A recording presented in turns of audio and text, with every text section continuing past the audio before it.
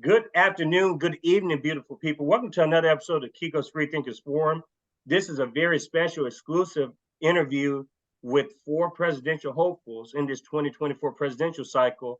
So I won't advertise it as a episode 82 per se, even though it technically will be episode 82, because this is an exclusive presidential forum.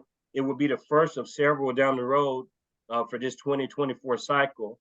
I'm going to let the candidates themselves introduce themselves in their opening statements. We have four people joining here. Brittany Jones was supposed to be originally a part of this, but due to unforeseen circumstances, she's not going to be available today. Brittany Jones from the state of Oregon, running as unaffiliated for President of the United States 2024. So any questions that you may have for Ms. Brittany Jones, send an email to kikofreethinker@gmail.com, or you can save them for the subsequent set of debates that we have, more than likely in March.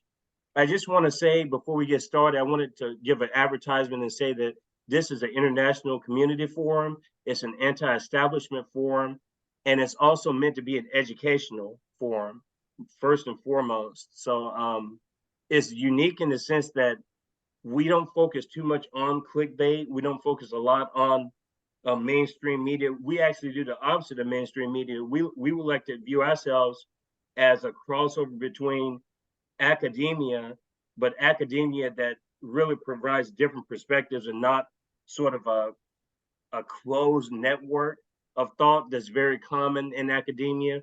I think there's misconceptions of academia that you go to higher education to learn, but there are limitations to that education. And here, I feel like you get a more broad version of education that you don't even get in a university setting.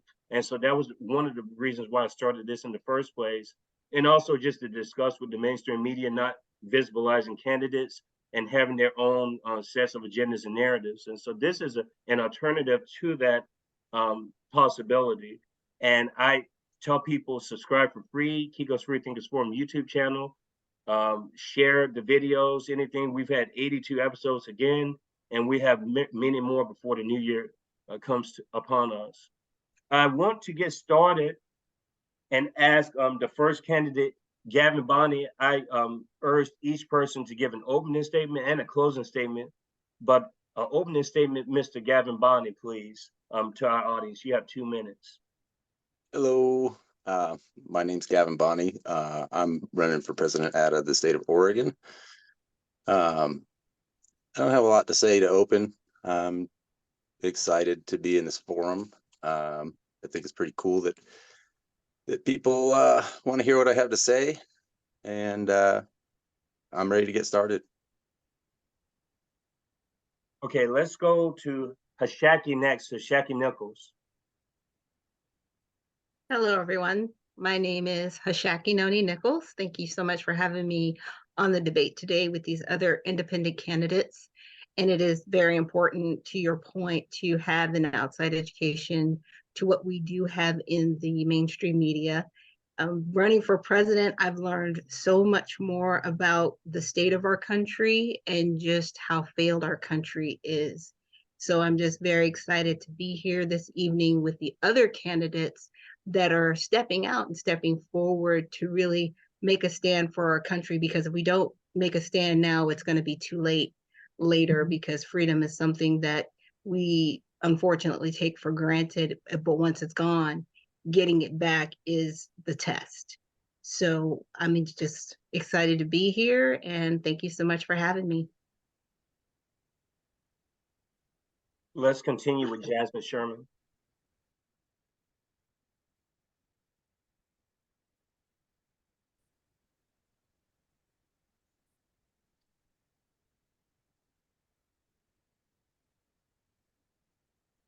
Jasmine, you're on mute. We can't hear all your wonderful words. You're fine. You can restart, Jasmine. That's okay. Thank you very much. As we embark on this journey towards the next chapter in our nation's history, it's with great enthusiasm and a shared vision for a brighter future that I introduce myself. I'm Jasmine Sherman, and I'm honored to participate in this debate as a candidate for president in the United States in 2024. Our land is facing unprecedented challenges, and I'm here to champion a future where compassion, empathy, and justice prevail. In these trying times, we find ourselves at a crossroads Our environment is changing, our infrastructure is crumbling, and too many among us are struggling to make ends meet. It's disheartening to see our hard earned tax dollars being misused to fund actions that go against our very values. But, my fellow citizens, this is not the end, it's a call to action. I stand before you with a vision of a nation where every person is guaranteed a home, where healthcare is a fundamental right, and education is free for all, and universal basic income ensures that no one is left behind. Together, we can build a future where every voice is heard and the well being of our communities takes precedence. Our current leaders have failed us, and it is time for change. We need a government that prioritizes the well being of its people, not one that supports actions that we vehemently oppose. It's time for a new era of leadership, one that puts the needs of our communities first. Now more than ever, I believe in the power of unity, mutual aid, and community resilience. As we face these challenges, we must come together, supporting each other in times of need. It's through solidarity that we can foster the change we so desperately need. I would ask that you consider being a part of history and joining the campaign as a staffer or a volunteer.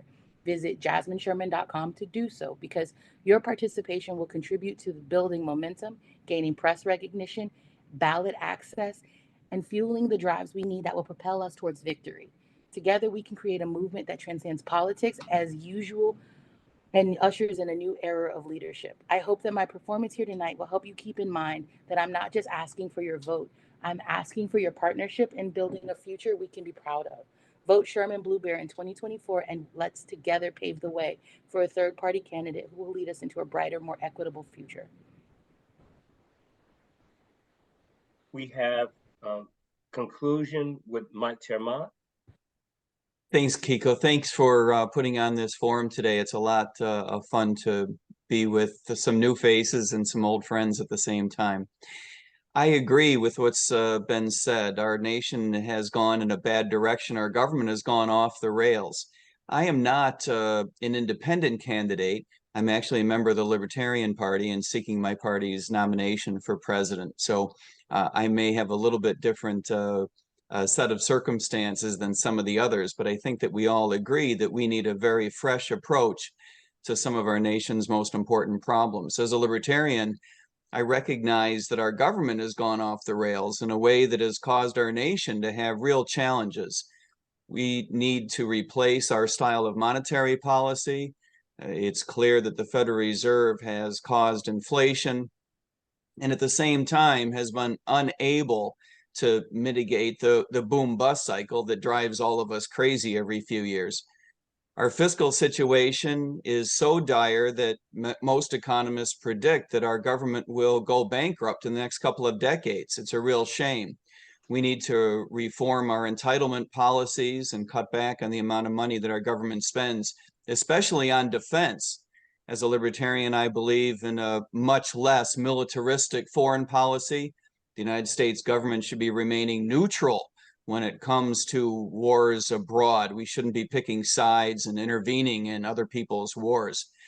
I think that it's also true, what Jasmine said, that we have problems at the community level. And while these issues are not necessarily the type that typically come up in a presidential discussion, it is true that we have bad public policy at the community level, most especially the way that we manage police agencies and police officers, and how we manage schools and how we manage teachers. I've been a professional economist for more than 2 decades. My second career in public service and public policy was as a police officer. I was on the road in Broward County, Florida for 11 and a half years. And so I spent a lot of time talking about how to change the way that we police our communities. There are specific things that we can do to ensure that our agencies align with the values of our underlying communities. And I think that many of those things we're not doing right now. So I look forward to your questions and to the discussion. Thanks a lot. And again, thanks to the 4 of y'all. And again, Brittany, I'm sure will follow this afterwards. Unfortunately, she wasn't able to join us again today. But I just want to say thanks to each one of y'all for being here with me right now. And I want to say to my audience, technically, you can go back to our archives. And again, I urge you to subscribe for free. This is an educational forum, first and foremost. I believe that there's something for everyone. We have an outreach of 165 different countries plus. right now. So basically the whole world follows this forum at this point within a 15-month period of time, which I never anticipated at all. And we also have 43% of our audience outside of the United States, which sort of reflects my own personal background and outreach. But it's also one of the main points is enhancing the international community. We're only one country within a lot of beautiful people within the world. And I think we need to learn how to work together with a lot of coordination. And I think Mike touched on that some in his opening statement. You guys can go back and watch any of the candidates that are here today. We've talked at least 3 hours in the past. And one of the qualifications for this presidential debate was that we have 2 sit-down interviews, and Gavin, Brittany, Ashaki, Jasmine, and Mike all have had 2 long sit-down interviews with me. So I urge my audience to go back and watch those interviews separately, which a lot of my audience have. They've written complete notes about it.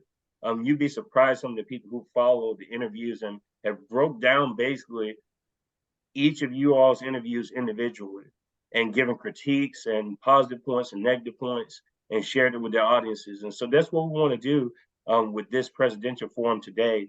And again, I want to say one last thing before we get started. Christina Tobin, I would be disappointed not to mention Christina Tobin, the president and founder of Free and Equal Elections.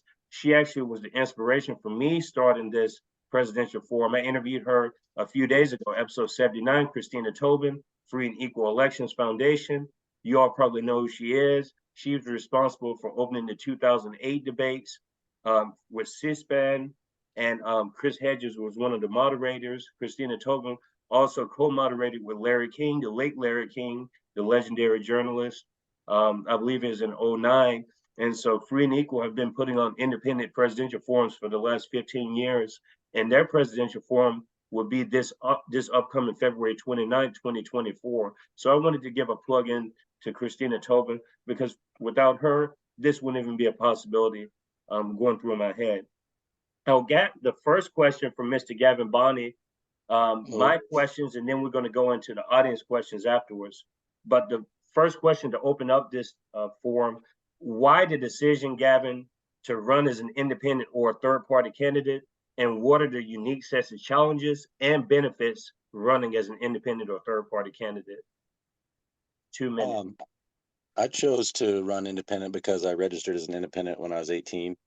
I think the advantage is that I can speak to everybody, but the disadvantage is that there's no, there's not like a set way to get to the top. You know, I have to do everything myself. I have to build my own team. Everything's on my own. That's the disadvantage. And I've just always kind of prided myself on thinking for myself first, looking at everything from both sides and assessing it from there. What are some of the benefits? Could you elaborate on those some? Because I heard more so the challenges. You said you decided to run when you were 18 years old as an independent. What else about that? Is it just simply that? Well, no, I'm just saying I registered as an independent when I registered to vote and registered for the selective service when you're 18. But some of the advantages from what I could tell is you can get donations from a broader spectrum if you read between the lines a little better. You know, your individual contributions can be greater, I believe, from what I read.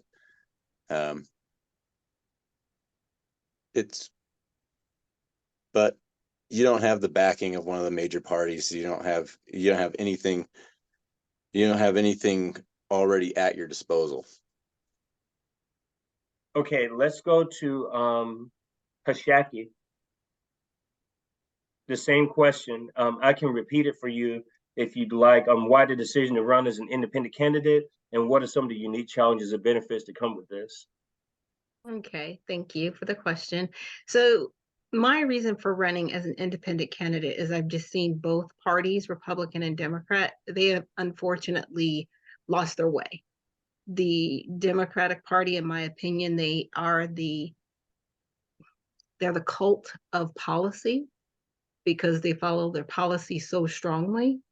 And then with the Republican Party, they have the cult of personality, where they follow individuals very strongly.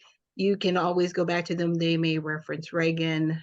In some respects, now they reference Trump. However, they are a party that has not really put forth good policy that benefits the people. They put forward policies that actually benefit corporations. So me and my wanting to run, especially as an independent, was I didn't want someone to write my narrative. If you run with either of those parties, you have to get on board with their direction. And as an independent, one of the benefits is you can go in your own direction. And I actually started my own political party called the Redemption Party, which is a party that really goes after fiscal responsibility, limiting federal government to empower local government and constitutional sovereignty. And we actually ran at a local level in the city of Roseland, and they won all 3 seats within that city. So we're looking to get ballot access around the country as an independent party. Those are some of the benefits. The challenges, as Gavin said, is just getting your name out there, getting the support from other individuals. So that's what we're looking to do. That's the next step in this process.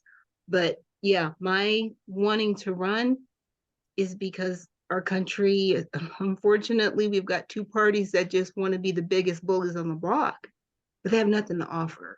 So I wanted to offer the people something different. Let's go next to Jasmine Sherman. The same question that I posed to Gavin and to Ashaki.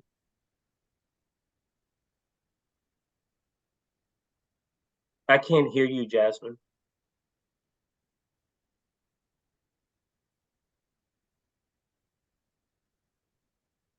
Jasmine, I can't hear you.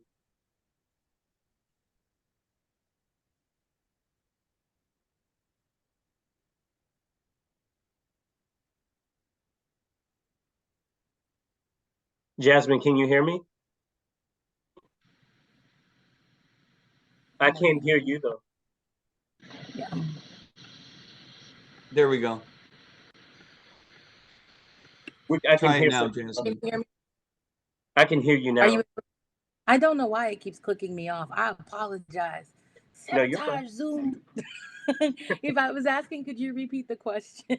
Yeah, no, absolutely. Why the decision to run as an independent or third-party candidate, and what are some of the unique sets of challenges and benefits that come with this? So my decision to run as an independent was strategic. If you look at all 50 states, there are more availabilities for an unaffiliated candidate to get on the ballot at a cheaper rate than it is. I'm also seeking the nomination with multiple political parties, the Peace and Freedom Party, the Unicorn Party, I've successfully secured, and the Green Party. And so being able to run this way was to make sure that I am on all 50 states ballots. So it has been a strategic move that has turned out to be very positive. In regard to negatives, outside, I don't feel like there's any negatives because I'm not a Democrat and I'm not a Republican.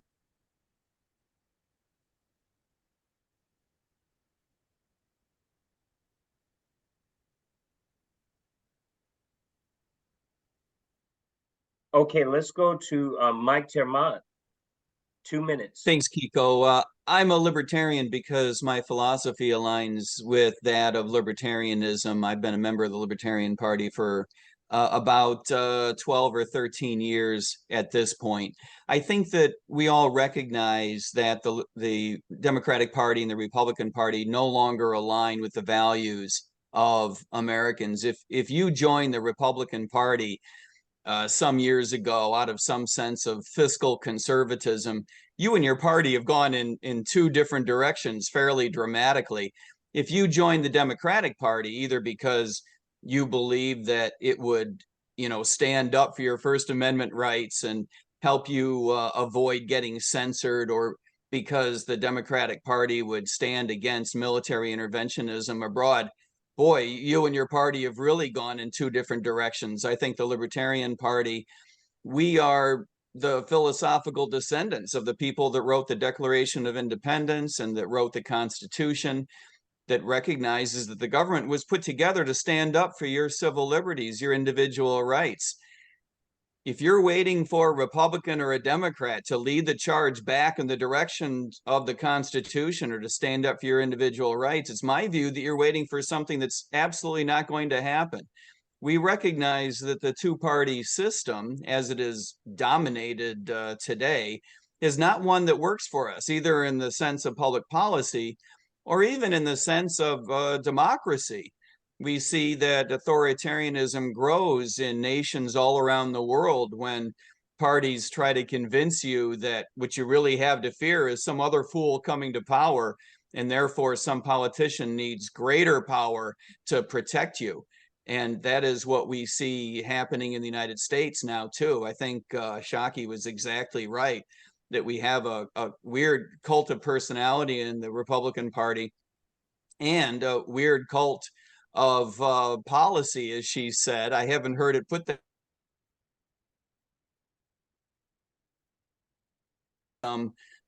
Weird adherence to this belief that they can come up with solutions to our problems better than we can ourselves. And we know that that's exactly wrong. Yes, we're having a few connectivity issues, but I think all in all, everything is a goal right now. I can tell on my end that things are looking okay, but just want to let you all know. I don't know how much of this is actually going to be edited out because I want to get this out as soon as possible. But so far, so good. I think everyone has gotten a chance to answer that first question. So I want to give the second question. This is going to go to Ashaki first. My second question I have is, what do you plan to get accomplished in the first 100 days of your presidency, Ashaki, as much time as you like? Okay, well, within the first 100 days, what I would really like to do is undo one of the executive orders put forth by President Biden in regards to natural gas and our energy supply, which has now been put into law with the Build Back Better, which is actually under a legislative bill. The reason why I want to overturn that is because we do have natural resources here. Now, is there a better way than fracking to get to those natural resources? Yes, there is. But what's happened is by creating scarcity, he's actually created an environment where gas companies can gouge the consumers, right? So if I can say, well, we're all going to go electric, but we know we're really not going to go all electric, the gas companies will be like, oh no, you're going to go away from natural gas. What are we going to do? We're going to lose money. So what they do is they inflate their prices, which charges the consumers more, but they know this electricity is a long way off. That's why they're reporting these record profits. Now, with that, President Biden, yes, he's some of his beneficiaries or some of his donors are from the big oil companies. So he's working both ends against the middle. So that's something that definitely needs to happen and change. One of the other initiatives that I want to put forward is a reparations act, which actually will bridge that gap for those individuals that look like me, that are descendants of slavery, that were made a promise and that promise was broken. And I know a lot of Americans will say, well, where's that money going to come from, the taxes? Well, we actually have a judgment fund that is an endless supply of money, right? Who would have ever thought the United States would have a slush fund? But we have one. And that's where a lot of injustices are paid out from. So the money is there, so it wouldn't be a burden to the taxpayer. And I also want included in that Reparations Act an anti-Black hate crime bill, because it is time to address that issue. You know, I know they've made white supremacy the big boogeyman in the corner. And yes, are there acts of that going on in this country? Yes, there are. But there are other acts of injustices done against people of color and people that are minorities. And we really need to eradicate it and get it taken care of, as opposed to making people straw men and making everybody afraid of each other. Let's just put laws into place. Let's outline the remedies that individuals can take and have better policing, have better societal issues addressed. So those are two of my top initiatives that I would like to get taken care of in the first 100 days. Thank you. The same question to Jasmine Sherman. What do you plan to get accomplished in the first 100 days of your presidency? You have as much time as you like.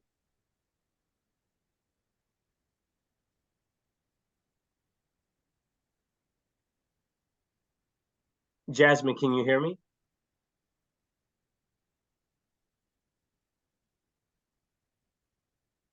Jasmine, can you hear me?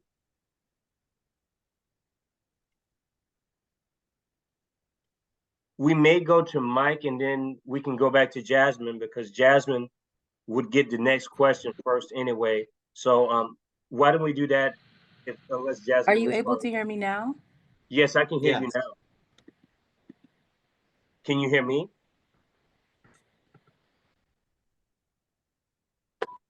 I can hear you. Okay, you say you can? Can you hear me? Okay. I don't know why it does this. Okay, we can keep it like this for now if you want to, until you're able to get that issue resolved. But if that's okay with you, I can ask you the question that I just posed to Ashaki, which is, Okay. what do you plan to get accomplished within your 100 days of your presidency? And you The have as first much 100. time as you like. Wonderful. The first 100 days of my presidency, we will be ending houselessness. We will also be signing executive orders to make sure that there is term limits and an age cap for our House and Senate across all branches of government. Those are some of the first things that we will do. Another thing that within the first 100 days that we will do is begin an audit of the United States government. We have spent money superfluously. Ugh. And that's my first 100 days. Thank you. Thank you.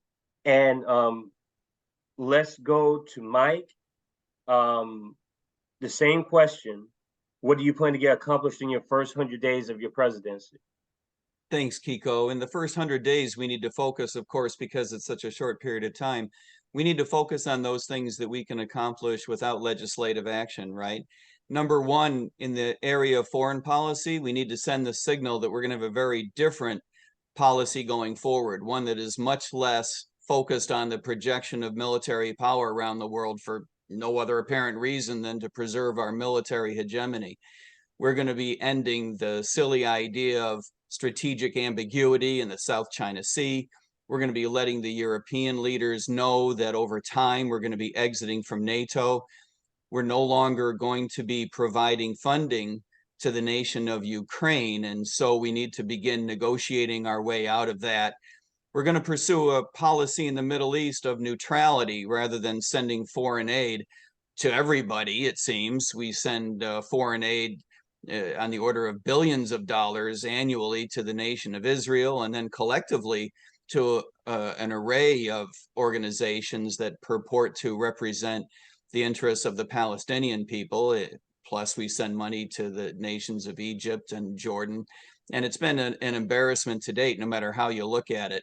So we need to change our foreign policy and set that in motion right away.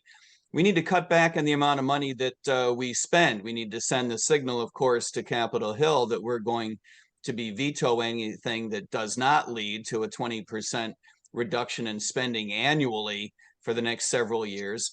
That means doing a couple of things in particular, in addition to just requiring a cutback in spending. We're going to be asking for legislation to reform entitlements. All of our entitlement spending needs to be reformed, of course. We're also going to be replacing the heads of the cabinet level departments with libertarian-minded, fiscally conservative individuals who will help us reduce the footprint in terms of employees, help us reduce the footprint in terms of regulations, help us with each department reducing its footprint in terms of how much money it spends. These three areas are where the political power comes from for each one of these departments. And so once we winnow down the power, the political power of each one of these departments, we'll be able to move legislation against those departments. One thing that the White House can do unilaterally is make, for example, employees subject to reassignment. This would help us reduce the regulatory burden coming out of these departments on individuals, businesses around the United States. We have the ability unilaterally coming out of the White House to make most regulations subject to the approval of states. And so this would put it on the laps of governors to be able to free up their environments in each state to create a more regulation-free, a more competitive environment for investors. We all know that we've had a problem in the United States, not just from the investor standpoint, but also in terms of very, very slow growth in real wages. And this is a problem not only with the rate at which we start businesses and expand our economy, but it's a problem with inflation also. We'll be replacing the governors and the chairman of the Federal Reserve System in order to change the way monetary policy is conducted, to get the Federal Reserve out of the business of bailing out institutions, particularly banks. And over time, this will reduce the political power of the Fed, and then we'll be able to move legislation against the Fed. We will also be sunsetting past executive orders out of the White House. The presumption will be that over time, past executive orders will expire. And so in this way, we'll be able to get back to a more constitutional form of government. For example, going forward, we will not allow a military intervention unless we have a declaration of war. And we will make that declaration of war subject to an approval of the majority of states. So there are specific things that we can do on a structural basis to make our government work more efficiently and for our government to have less impact, less burden on our private sector economy. We've all seen that whether there's a Republican in power or a Democrat in power, we seem to have problems with fiscal policy, monetary policy, law enforcement policy, foreign policy. And so I believe that many of the changes that we need to make are structural in nature. And so the White House is going to have to show a lot of leadership in changing not just our policies, but the way that our policies are enacted going forward. So those are some of the things that we'll be focused on right away. Thank you, Mike.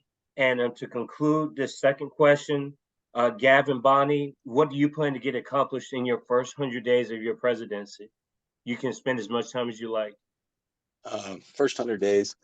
Well, first thing, the stupid Mexico wall thing, I got put an end to that completely. I've read articles that has actually never stopped, really, because a lot of my policies revolve around a North American Union. So it's one of the first things I would need to do is start making good relations with Mexico. Mexico borders us. There's no reason we shouldn't be building an economy and an open border type relationship with Mexico.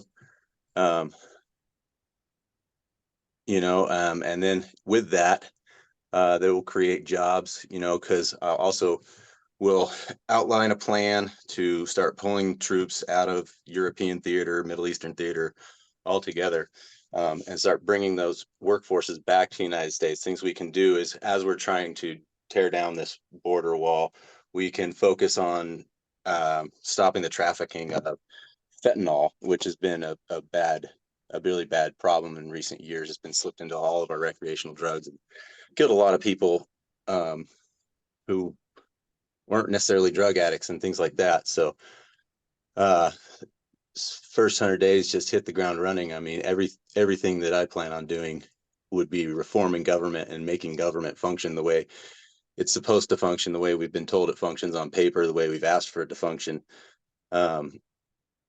And I don't want to waste a lot of time with that. And I think something that's a big waste of time and money and right in our face is a stupid border wall in Mexico. So first 100 days, we get rid of that. Thank you. We're going to go to the third question. And with that, Jasmine would receive the third question. And I think I prepared 6 here, and I'm going to stop at 6. That was the limit I gave myself because I tend to talk forever. You guys know me, I'm long-winded. We've had over 4-hour interviews on this forum, epic interviews, I may add. But I want to ask Jasmine the question, what is your overall view of the government's role in relationship to the citizen, and what governmental institutions would you eliminate altogether or reform?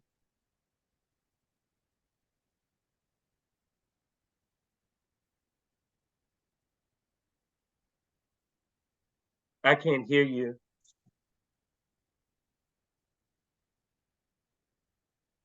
Do you want to try it without the visual? Because it seems like when that happens, people won't be able to see you, but people will be able to hear you. Let's see if that would possibly work out. Can you hear me? I don't hear anything. So once you're able to get your audio up and running, we would definitely go right back to you, if that's okay with you. Can you hear me? I'll give you one last chance. If not, we can just come back to you after I ask the same question to Mike Termont. Okay, we'll ask Mike, and then we'll go back to Jasmine. The question was, what is your overall view of the government's role in relationship to the citizen, and what governmental institutions would you eliminate altogether or reform? Sure. Kiko, I personally believe that the relationship between our federal government and individual citizens is completely inappropriate.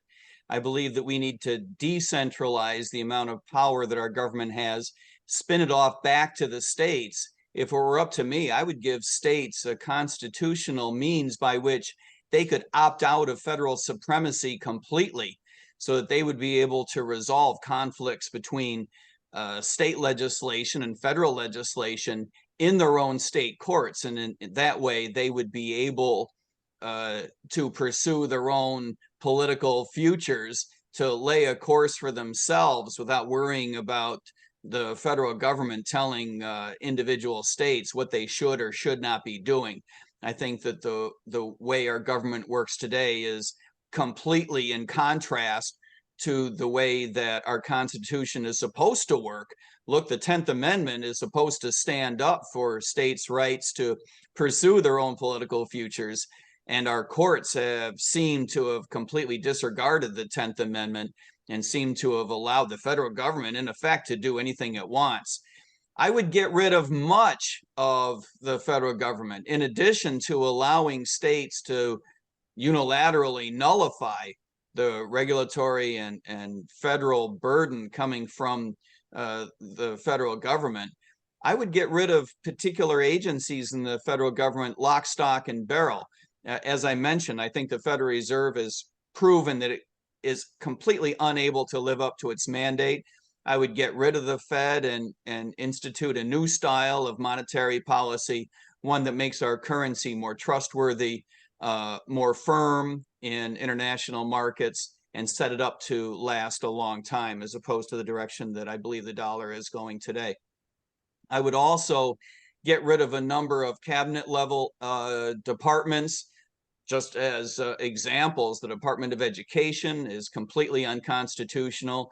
The way that it block grants out money to states in order to bribe them to adopt policies that the federal government thinks are a good idea, but states don't necessarily. Similarly, I would get rid of the Department of Transportation. I would get rid of HUD and HHS. These all represent functions that individual states should be taking up. We need to decentralize power in a real meaningful and earnest way. And there's other agencies that perhaps pieces of them could stay in place, but need to be fundamentally reformed. I would put in that category, for example, the Justice Department. We've all seen that the FBI is structurally problematic. Decades come and decades go, but there has been no point in time over the years that anyone would point to and say, gee whiz, that was the golden age of the FBI, right? The FBI has been an organization that has simply found itself unable to stay out of our political affairs. I believe that there is no important role for an investigatory authority at the federal government. There's no reason that states can't handle crime to the extent to which that we have an espionage problem that should be assigned to the Defense Department. I would sunset the FBI completely. Similarly, I would get rid of the Department of Energy, except for nuclear weapons. There are any number of departments that need to be fundamentally reformed because we've seen that political leadership just doesn't seem to matter. Many agencies need to go completely. Thank you, Mike. Let's return back to Jasmine, and I want to give Jasmine an opportunity to address this third question, which is, what is the overall view of the government's role in relationship to the citizen, and what governmental institutions would you eliminate altogether or reform? You can spend as much time as you like. Are you able to hear me now? I can, yeah. Okay, I'm very excited. I believe that the government's role today in 2023 and going forward is to take care of its citizens. This country started in a ruckus way that abused the people within Turtle Island.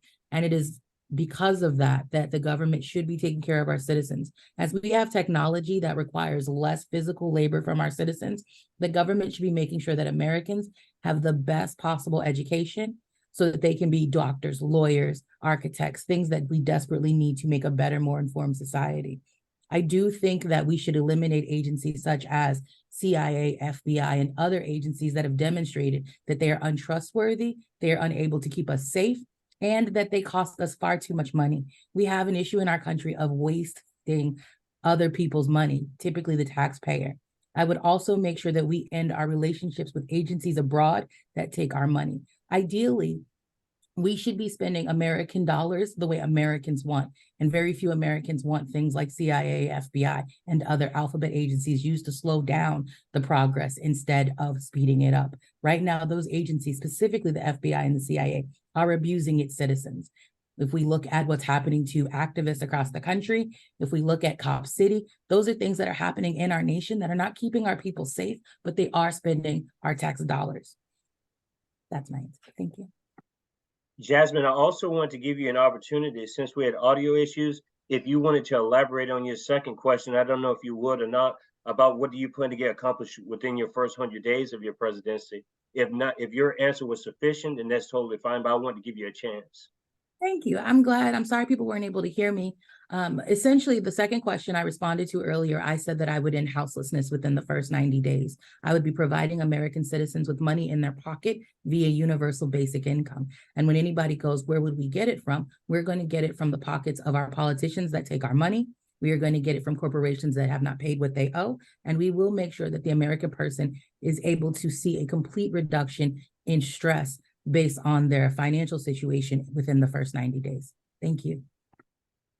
Awesome. Let's return to Gavin. I want to give him the third question, which is, what is your overall view of the government's role in relationship to the citizen, and what governmental institutions would you eliminate altogether or reform? You can spend as much time as you like, Gavin. Well, I guess I'd reform a lot of what's already there, because I would go to basically through education and taxes and things and military, I would provide a way to earn a basic, maybe housing allowance or whatever, education, blah, blah, blah. Turn the government just into a big giant military operation, basically. And then that way, when you go to work for the Department of Transportation, instead of a bunch of funds getting, I don't know, fumbled around and never getting used for anything, you actually go and you work on the interstates every 10, 15 years that have been neglected for so long. And then, we get huge backups, and then people learn jobs that way too. So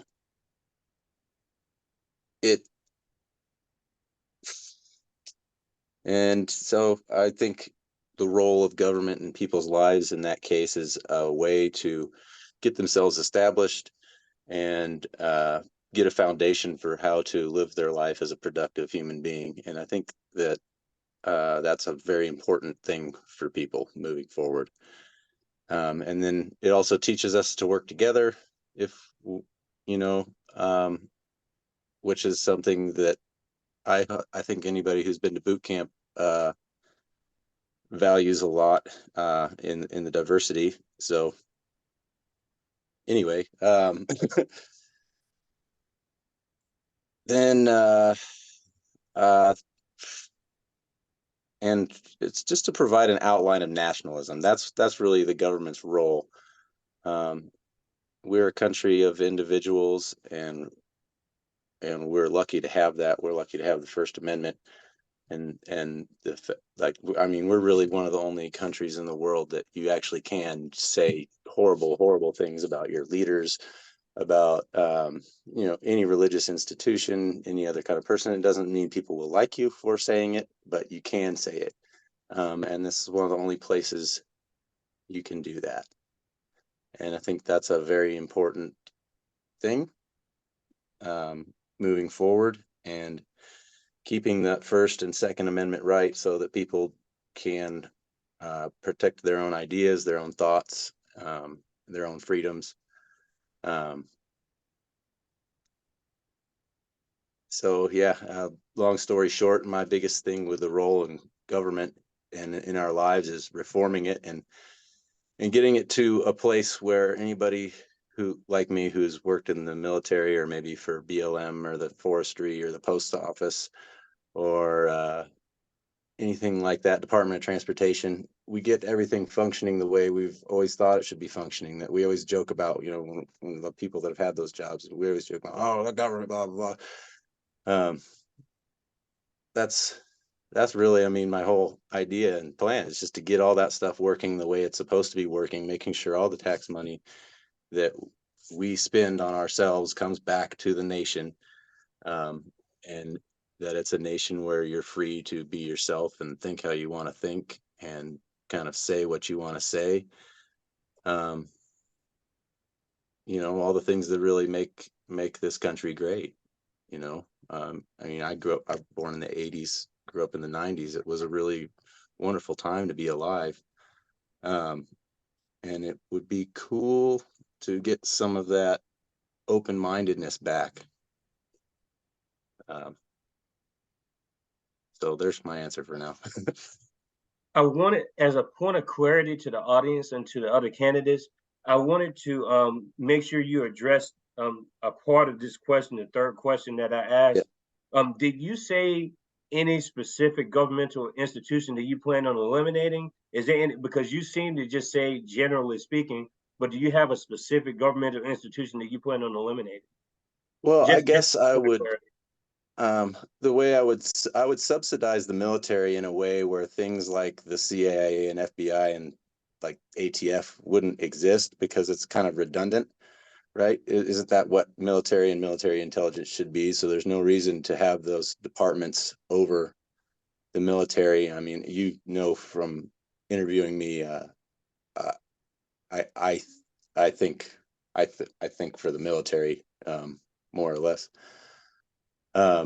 So yeah, in reforming the government, there'd be a lot of agencies, any kind of police or authoritarian agency that's not directly tied to the military is kind of unnecessary and redundant. So that's my answer for that.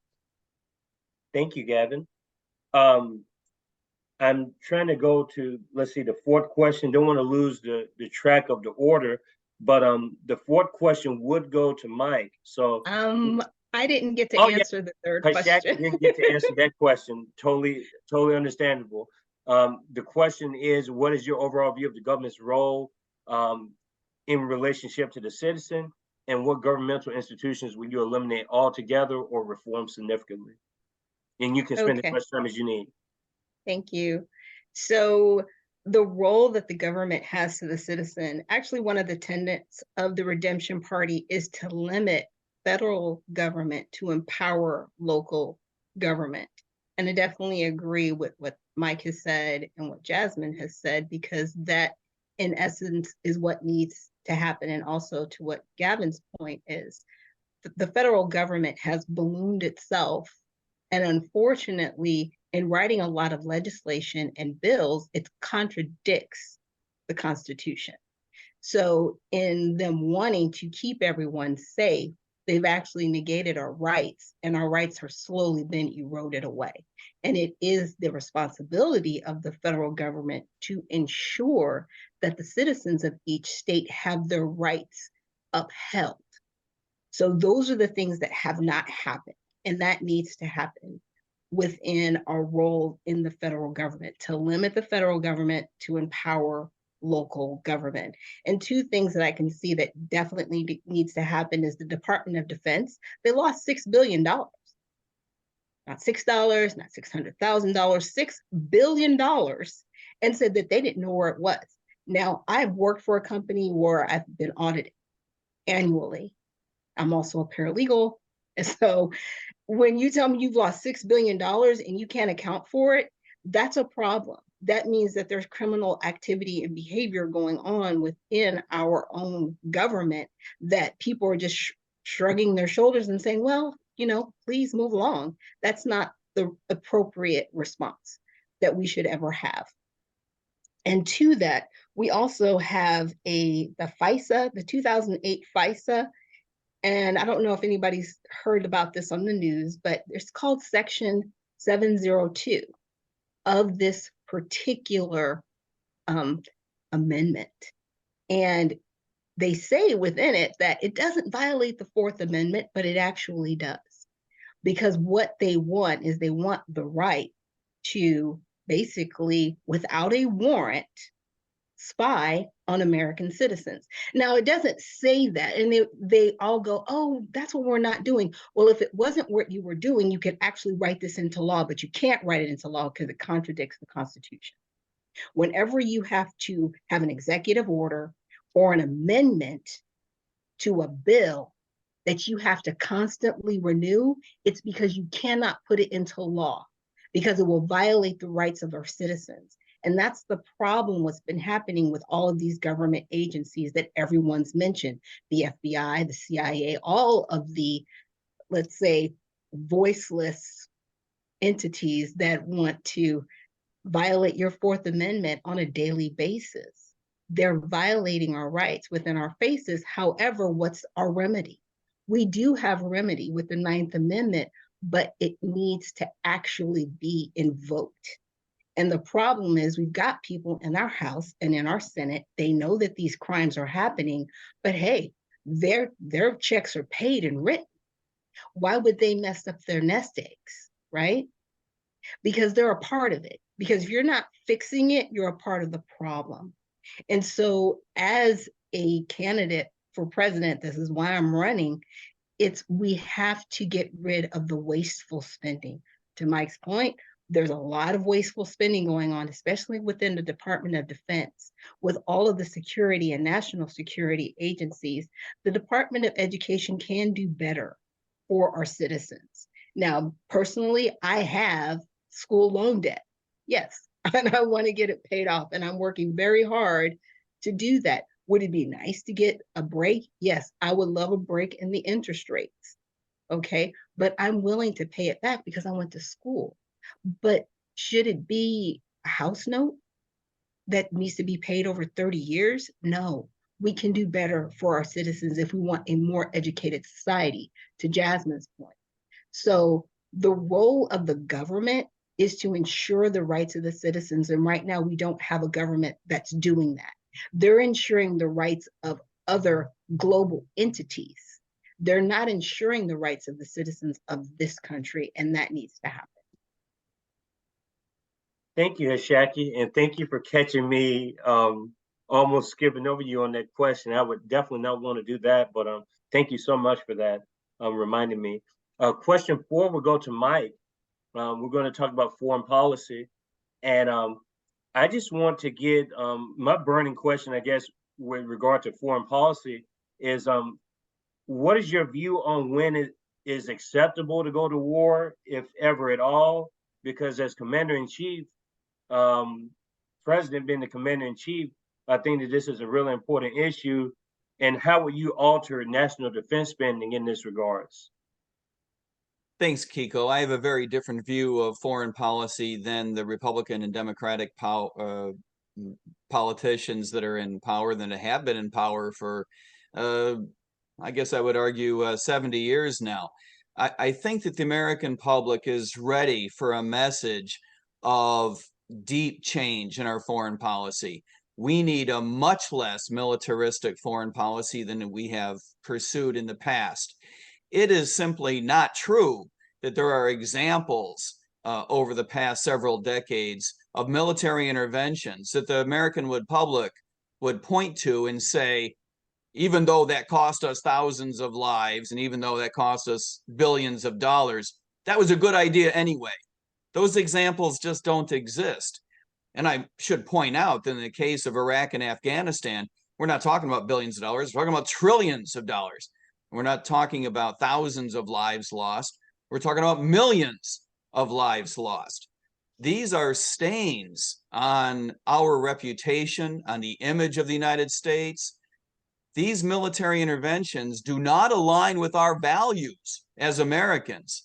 And so whether you look at it objectively from an empirical point of view, which is to say, we're just not good at pursuing a foreign policy of military interventionism that aligns with our long-term strategic objectives, or whether you look at it from an ethical point of view, which is to say, Americans don't feel like these military interventions reflect our values as individuals, as a society, as a culture.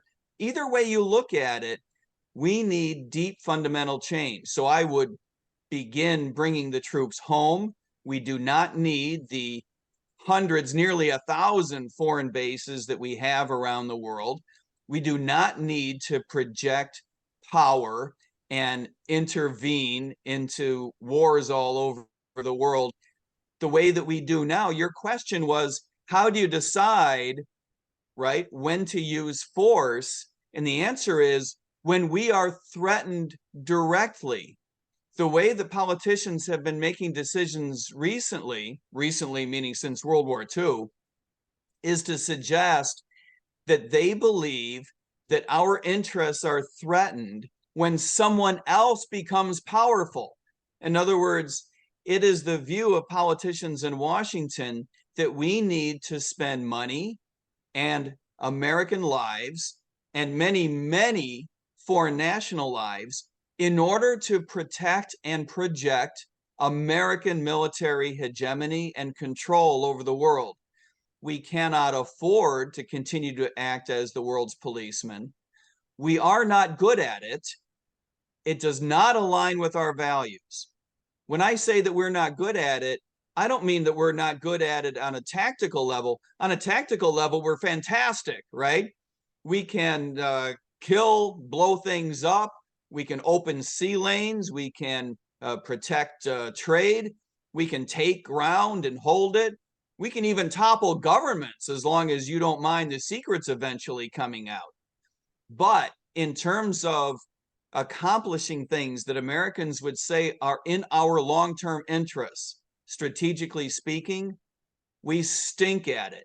And we need to stop trying to control other nations. Thanks, Kiko.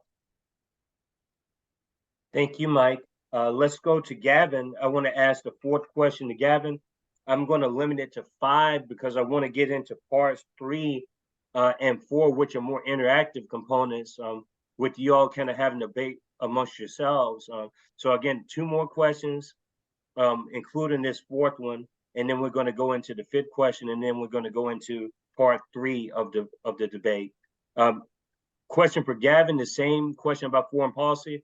What are your views on when it is acceptable to go to war, if applicable? And as Commander-in-Chief, how would you alter national defense spending? You can spend as much time as you need. Well, I'm gonna go right ahead and reference Major General Smedley Butler. In his book War is a Racket, one of the things he says is there are 2 things we should go to war for. One is defense of our homes, and one's to the defense of our Bill of Rights. So that would mean getting out of a lot of the intervention in the Middle East and Europe. Another thing he says in that book, I actually agree with the sentiment at the very least. The people who should decide we go to war are the people who are going to go to war if we go to war, meaning not Congress, but the soldiers, the sailors, the Marines, the airmen, the Space Forceans, whatever they call themselves. But Coast Guard, gotta shout out them too. Anyway, you know, yeah, because people, you look at what's going on in the world today and the aid that they ask for in these countries, and it's like, one of the most annoying things to me is when someone says, "Oh, we're going to help," like, well, you should support this war. You support this war in Ukraine. Support this war in Israel. Or support Palestine. Whatever. It's like, you're totally, like, the recruiter's office is open. If you want to get involved, like, go ahead. Like, be my guest. uh, Yeah, and that's why the people who are actually going to have to go fight those fights should vote for those fights. Because if we just go on anybody's emotion and go fight, we end up in the situation we're in right now, which is in a lot of debt, fighting a lot of fights for a lot of people. And the only people who are really profiting are a bunch of companies, defense contractors, who are basically investing taxpayer money and then profiting off of it, and then not having to invest any of their own tax money to do that. That's kind of the whole war is a racket thing. And in that case, that's how I would reform defense spending. I mean, you look at how much we spend, it'd be a lot to just move right away. But if you reallocated or reformed what the military was doing, you could take that budget and do good things with it.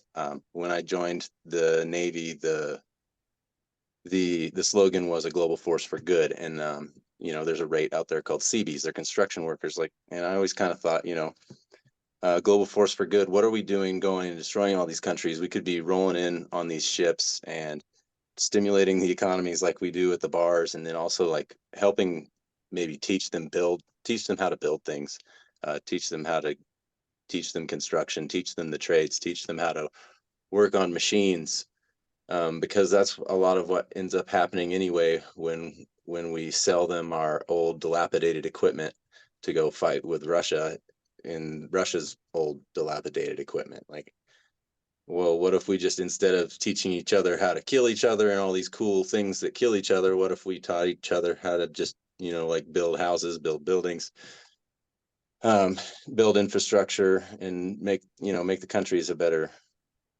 make the whole world a better place through the military and through the budget that's already kind of been planned around, just change what we're doing with it. And I think my whole premise, I guess, for running president is, you're the commander in chief. You are the head of the military. That is a military rank. They try to gaslight you and tell you that politicians aren't military ranks, but they are. They should be held accountable to the UCMJ and the Geneva Convention a lot tighter than they are. Because when you look at the conflicts we've been in, including World War I and World War II, I mean, you could make a very good argument that the United States belonged in none of them. And yeah, I mean, in the case of the book War is a Racket, which you should all read, that was released after World War I and before World War II, and we still went ahead and got involved in World War II and Korea and Vietnam. Korea is still not over, by the way. I don't know, a lot of people don't know that trivial fact, but the Korean War is not actually over. So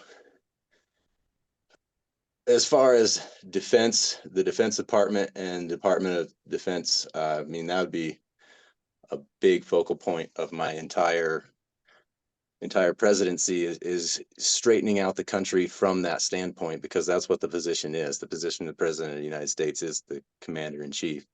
And that's where the most of our money is lost. That's where people ask for the most help from us. So to me, that's the whole point, is to get that foreign policy and all the branches of the military on the same page, working to make the world a better place instead of finding more ways to destroy each other. Because we've done that for thousands of years and it's really gotten us nowhere. Why don't we try not destroying each other, and maybe we can do something cool like go to space? If we can get away from killing each other and having wars with each other, you can take three superpowers like the United States, China, and Russia, and you can combine their military intelligence and to get to space and do the space race. All three of these countries are way interested in going to space. I think everybody else is way interested in going to space. We've got three countries that are for some reason kind of in media at odds with each other that should really be working together so that we can achieve way more as human beings all around. Yep. Thank you, Gavin. Ashaki, the same question. Foreign policy is really important on the forum.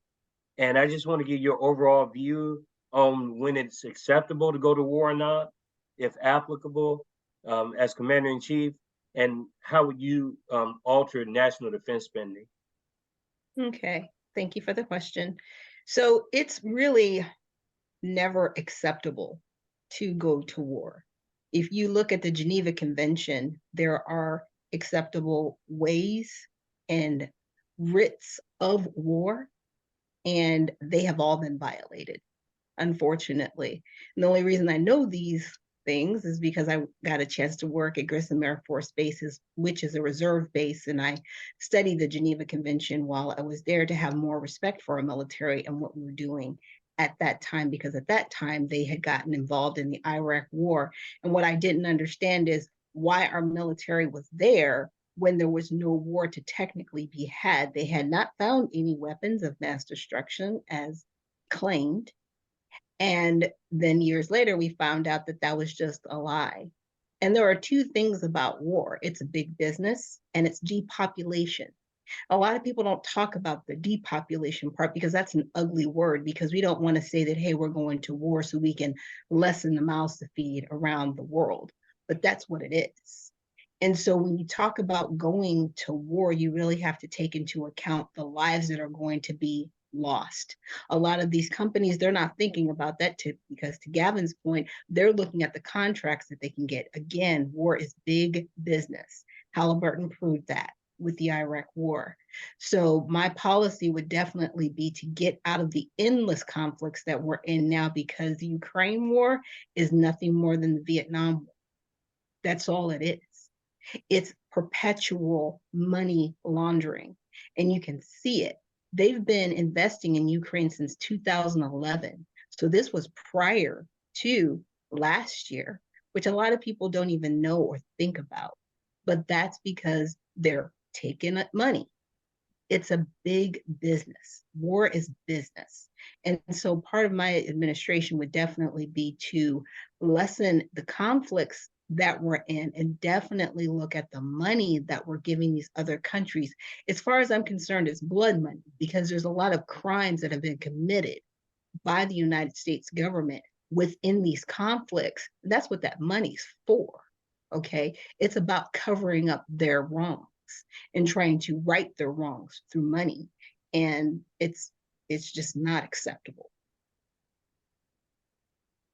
Thank you, Ashaki, very much. Let's go to Jasmine, concluding question 4. Jasmine, your overall view when it's acceptable to go to war, if at all, and as the Commander-in-Chief, how will you alter national defense spending? I believe that it's acceptable to go to war when we are attacked.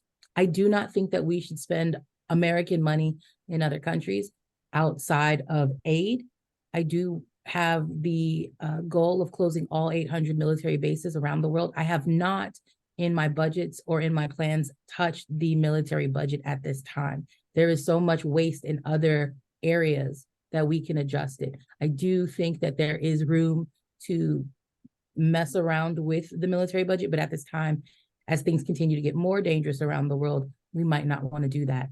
But I do believe we should close the bases, and I don't believe we should be policing the world or paying for wars that have nothing to do with us. That's it. Thank you.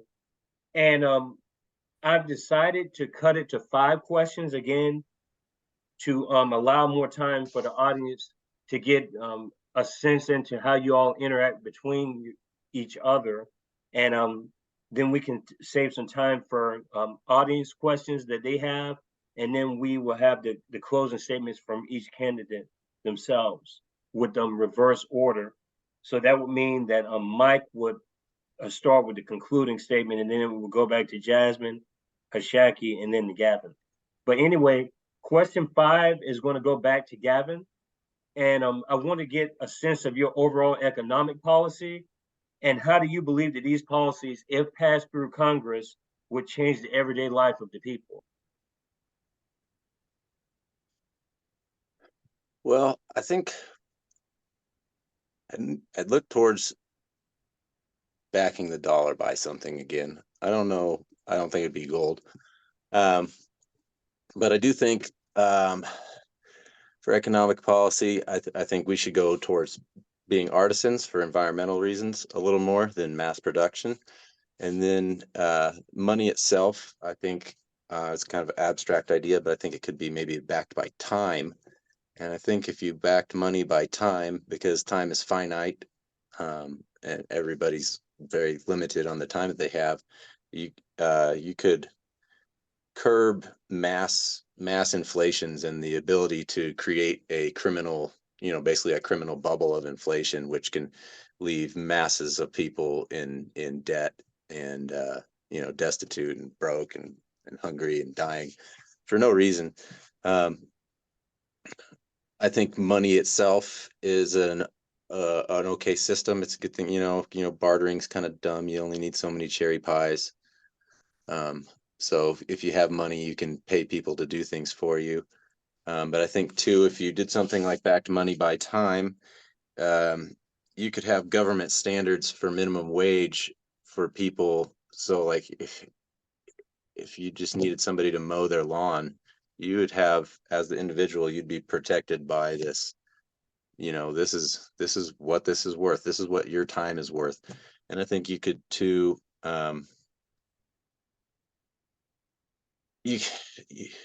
think that system has a lot of potential. A system like that has a lot of potential for little niches and nooks and crannies for people to make money on top of money, but it also it makes something attainable. It kind of caps money. It's like, because there's a certain point where it's just like, yeah, okay, you have like $1 million bajillion, but like there's not $1 million bajillion worth of things for you to have or even use all at once. I think we're kind of getting to that point where being too much richer isn't going to make a difference in the long run. But that's kind of my idea is as far as economic policies, get the money system in a way that people can work to better their lives and always be improving their lives, and they can see like a light at the end of the tunnel. Maybe it's a good time. Something like for student loans, something I would do is I would say you get just no interest on out of your 12 years of education. I think in 12 years, we can teach people to be very well-rounded individuals. So anything after that 12-year, K through 12, 13-year, whatever, secondary school, you get one interest-free loan that you have to pay back. You can pay it back when you're 80, but there's never interest on it, because that's the problem I see with people in the student loans. I saw it in the military with friends and stuff like that. I mean, there's points in time they'll let you pay a really low amount, but it's not actually beating the interest. And so a lot of people with student loans have more interest accrued than they ever took out to actually just go to the school. And I think if you gave people a loan right out of the gate that they could just pay back eventually, no matter what, eventually they're going to be able to pay it back because and it'll be done because they'll just pay the principal. I think that could do a lot for society. Make things a little easier. So those are the kinds of ideas I have for economic policy. I hope that answers the question in a way people understand. Thank you, Gavin. I want to address the same question to Ashaki. Your overall economic policy, what is your overall economic policy? And how do you believe that these policies, if passed through Congress, would benefit everyday people? Okay, well, part of my overall economic policy would basically, to start, we need to start with the COVID reform that they've done and all the billions of dollars that were passed along, and to really audit how much has been spent and how much can be clawed back. Because there were loans that were given out that are forgivable for individuals that were larger corporations and not smaller businesses. And a lot of our small businesses closed because they weren't given those loans, but that's who they were meant for. So really looking at, unfortunately, a lot of the crime that had gone on during that time. And unfortunately, that's a lot of what has been going on in our government. There's a lot of crime spending at our government level, and it's working against the citizens of this country. You know, if we actually had a fair wage, people at McDonald's would be making $45 an hour if truly the interest and inflation were kept up with over time. But that's not what we see. We still see people making under $10 an hour in some states. And, you know, in other states, they've been making $14, $15 an hour to work at some place like McDonald's. And I'm not trying to come down on McDonald's because I actually know somebody that owns a few of their restaurants as a chain, but I'm using that company as an example because American citizens should not have to be begging bread ever. If we're supposed to be a first world country with so many resources, why do we have so many homeless people? Why do we have so many people out of work? Why do we have so many uneducated people that are willing to be educated to do the jobs, but they're not able to actually get the resources to get those jobs? And that's what we need to really change. We really need to look at the benefits that people can contribute to our society and get them into those roles. If we have scientists, we need to make sure we have the top-notch scientists, and they should not be paying a mortgage to go to school. Doctors and lawyers, the same thing, because right now people are chasing money, and that's where the crime happens. If you got a doctor that has hundreds of thousands of dollars of debt, school loan debt, they'll be willing to do anything. They'll give people the wrong medication so they can get that money. So we really need to take the criminal element out of our policies that we have in place. So like I said, a lot of what I really want to do is I want to reform our tax structure. I think we should definitely go to a fair tax structure where we're not taxing individuals habitually when they go to the store, when they buy a car, when they buy a house, and then through their job. And then at the end of the year, they still have to pay taxes for money that they've actually gotten over the year. So those are things that I'm looking at within my financial policy to ease the burden off of the citizens with taxes, and also just looking at educational and job reform to get our citizens educated and back to work. Thank you, Ashaki. And I want to go to Jasmine now and get Jasmine's overall economic policy and how Jasmine believes that these policies, if passed through Congress, will benefit everyday people like us. So one of the things that we need to do is eliminate property taxes. That is something that is extremely expensive, and it hurts the everyday American, and it puts money back in their pocket right away. Because people know if you fall behind on your property taxes, somebody else can swoop in and take your house from under you. So we want to eliminate that process. The next thing we do is we want universal basic income. As we have had more technological advances, there are other ways that we can pay our citizens. We could cut Social Security, which is taking money out of young people's pockets, keep it for people who collect disability, which is separate, which SSI do. By putting money into people's pockets, removing disability restrictions, we've now put money back into the disabled community's pocket.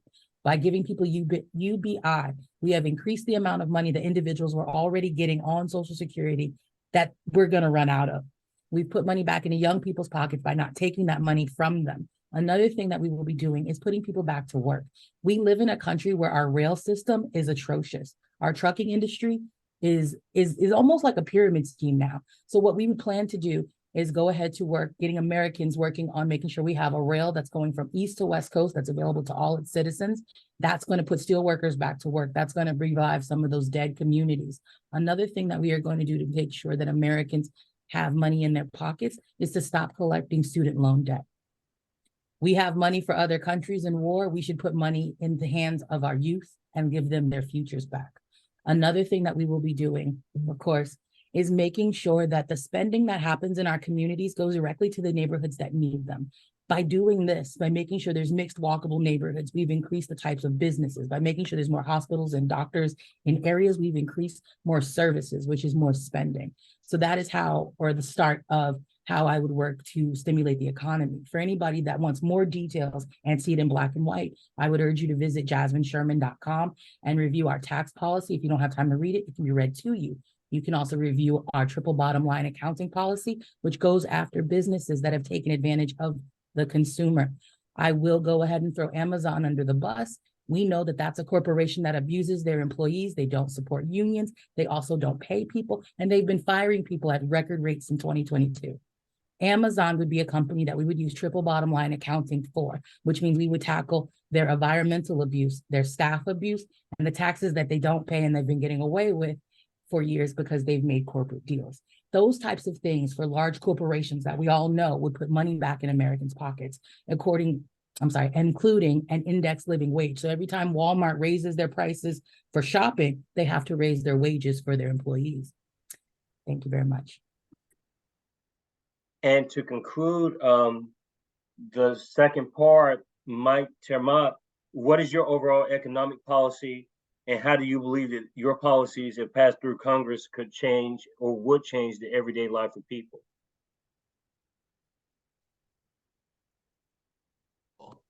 Sorry about that. Thank you, Kiko.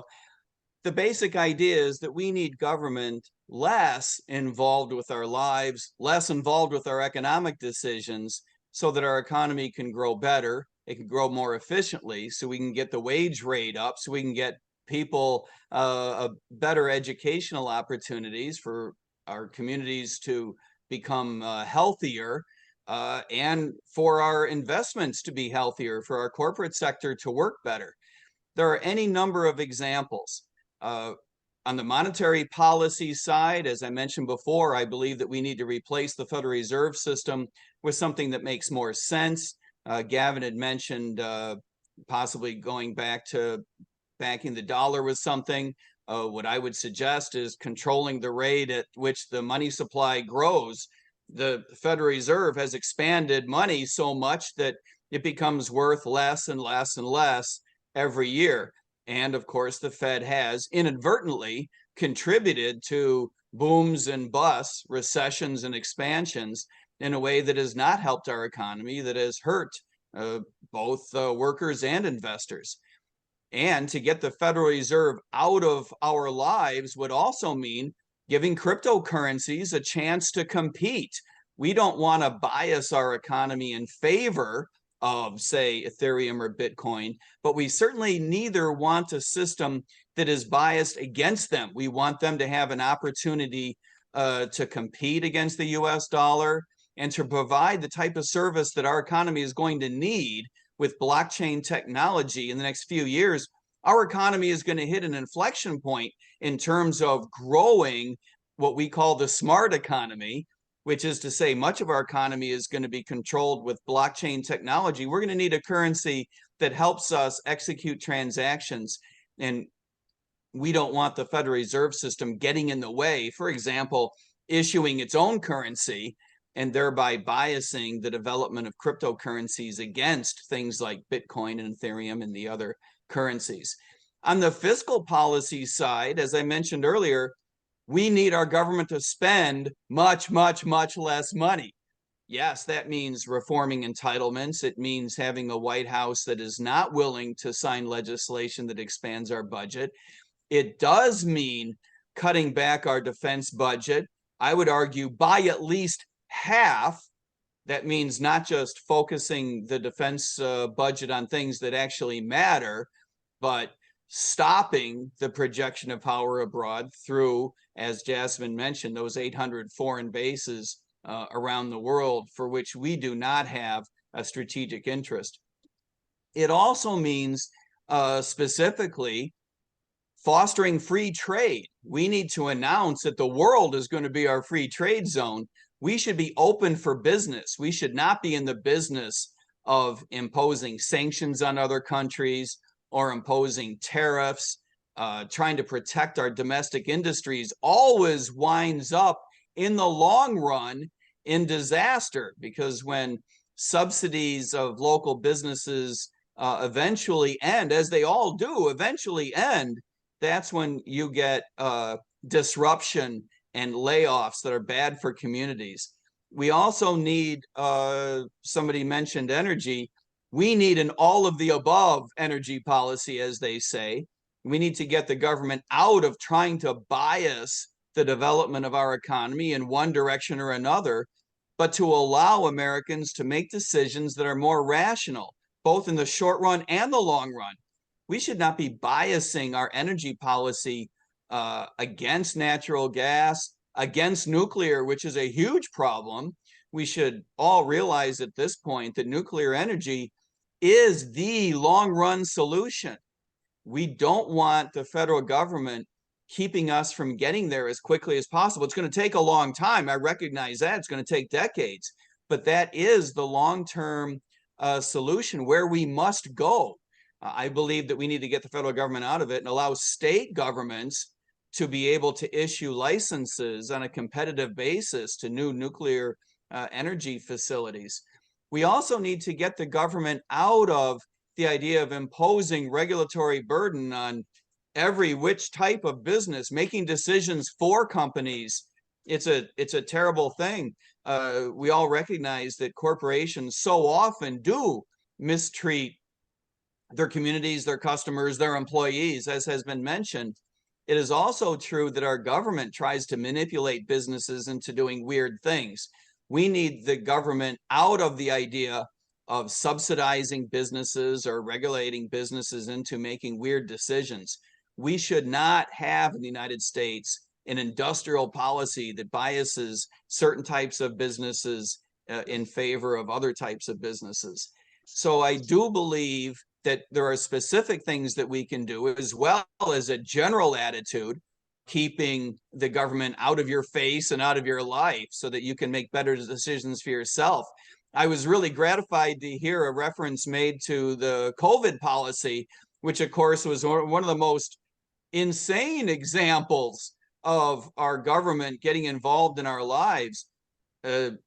Not only writing checks that did not benefit the right people, that contributed to massive amounts of inflation on the back end, but this idea of government having the right to tell your business that it has to shut down, shame on us for putting up with that. That was really a terrible chapter in American history. Government's proper role is to stand up for our civil liberties, not tell us that we must do this or we must not do that. If you want to wear a mask, if you don't want to wear a mask, that's got to be up to you. If you want to get vaccinated, if you don't want to get vaccinated, that has to be up to you. If there were, and we know that there wasn't, a perfect vaccine, if there were a perfect vaccine in the world that would save your life and you would die without it, would the government have the right to force you to take it or else threaten you with losing your job? No, these decisions have to be let alone to individuals. We need a government out of our faces and out of our lives. And that would be the general idea behind economic policy in a libertarian administration. Thanks, Kiko. Thank you, Mike. And thanks to each one of you answering the questions that I had personally for you. But this is the time now. This is probably my favorite part. I'm not even going to lie. This is the first time we've done this, but this gives an opportunity for you all to talk to each other. And I can sit here with my bag of popcorn and listen to you guys talk. It doesn't have to be like a traditional debate. We don't have to see the stuff like they do on, the mainstream media with all the different, calling people names and stuff. I mean, we definitely don't condone that type of stuff. But simple discussion, going towards the issues, which you all have definitely addressed the issues head on. And that's what we've done. And we haven't used any kind of labels or anything, which is beautiful. That's the whole point. Once the labels go away and we can talk about the issues, I think we can make headwinds with the people and actually get things done together and maybe consider other people's points of view. But this Jasmine has a couple of questions, one for Gavin, I think, and one for Mike. So I'm going to let Jasmine ask the question, even though I have the benefit of knowing what the question is. I just think it would sound better and feel better if Jasmine addressed directly. And like I said, I can sit back in the cut like the rest of the audience and let you all talk to each other. How about that? So Jasmine, you start with whatever questions you have for each of the candidates. Everyone's allowed up to 2 questions that they can ask to each other. If you ask one question to one of the people on the panel, that's fine. If you ask 2 questions, it has to be to a different candidate.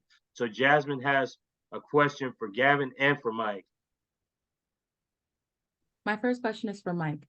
Immigration is a complex and pressing issue that demands thoughtful consideration. As a potential future president, can you outline your comprehensive policy on immigration, addressing key aspects such as broader security pathways to citizenship, refugee and asylum processes, and the treatment of undocumented individuals?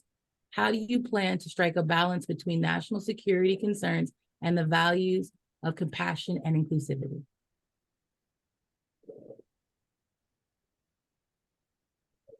Thanks, Jasmine. I think it is an important question. Thanks for bringing it up. And it is complicated, as you mentioned, and there is a balancing act.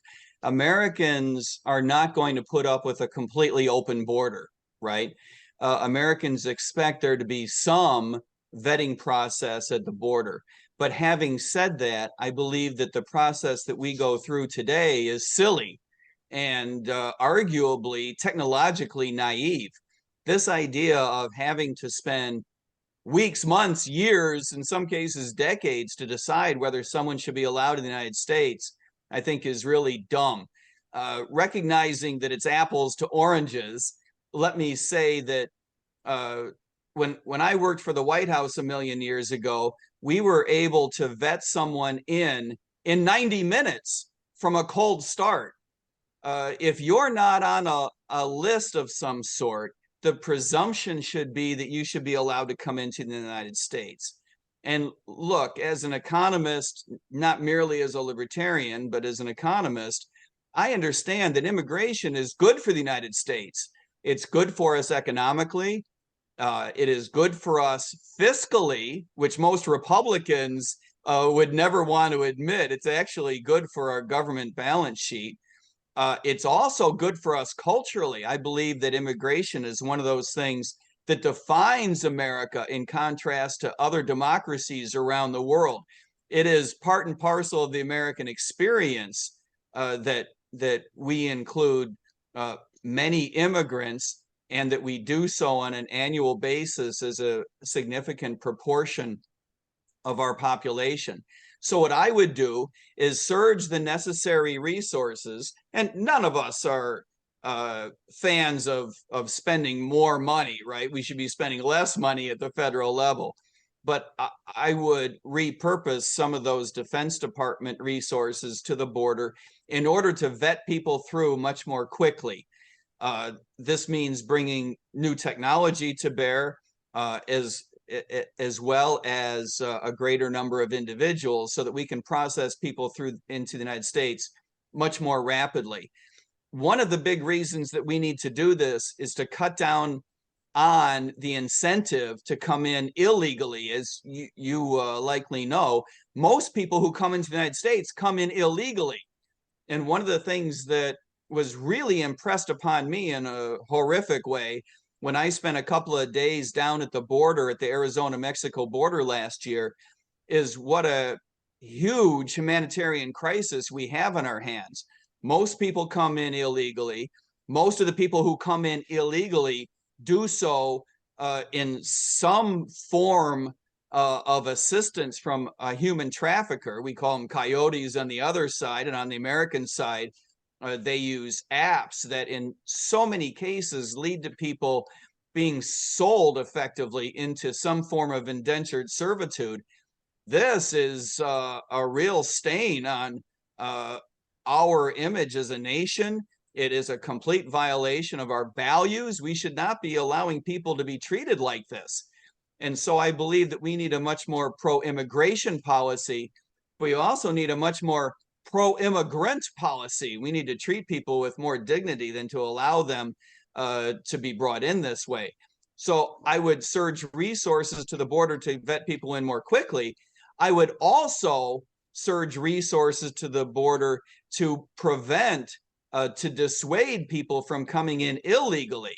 We want to encourage them to come in legally and make that process rapid. And by the way, once you're in the United States, I think that the correct policy is not to tell people you can't work. That strikes me as bass-ackwards. I would tell people, I'm going to call you in 6 weeks. I want to make sure you do have a job. I don't know why we would be encouraging people to come into the United States to not work, right? With what? The idea that they would go on welfare, or the idea they would enter into some black market situation or something. That's not what we want. We want people to come here and work and pay taxes and to become full-fledged members of our economy. You also asked about people who are already in the United States. I think that was the implication when you said a pathway to citizenship. Absolutely, people who are already in the United States should be given a pathway to citizenship. We should not be going backwards. It is my view that it is not solely the fault of the people who have come into the United States illegally that they are here illegally. It is also the case that it is, at least in part, the fault of the U.S. government for creating a situation where, notwithstanding a huge incentive to come to the United States, we have created this black market where it's illegal, and yet we have no means of stopping it. After all, I think most of us would have to admit, if you were outside of the United States, if you were in Mexico or elsewhere in Latin America, if you were in Central America, you would have to consider running that border if you wanted a better life for your family.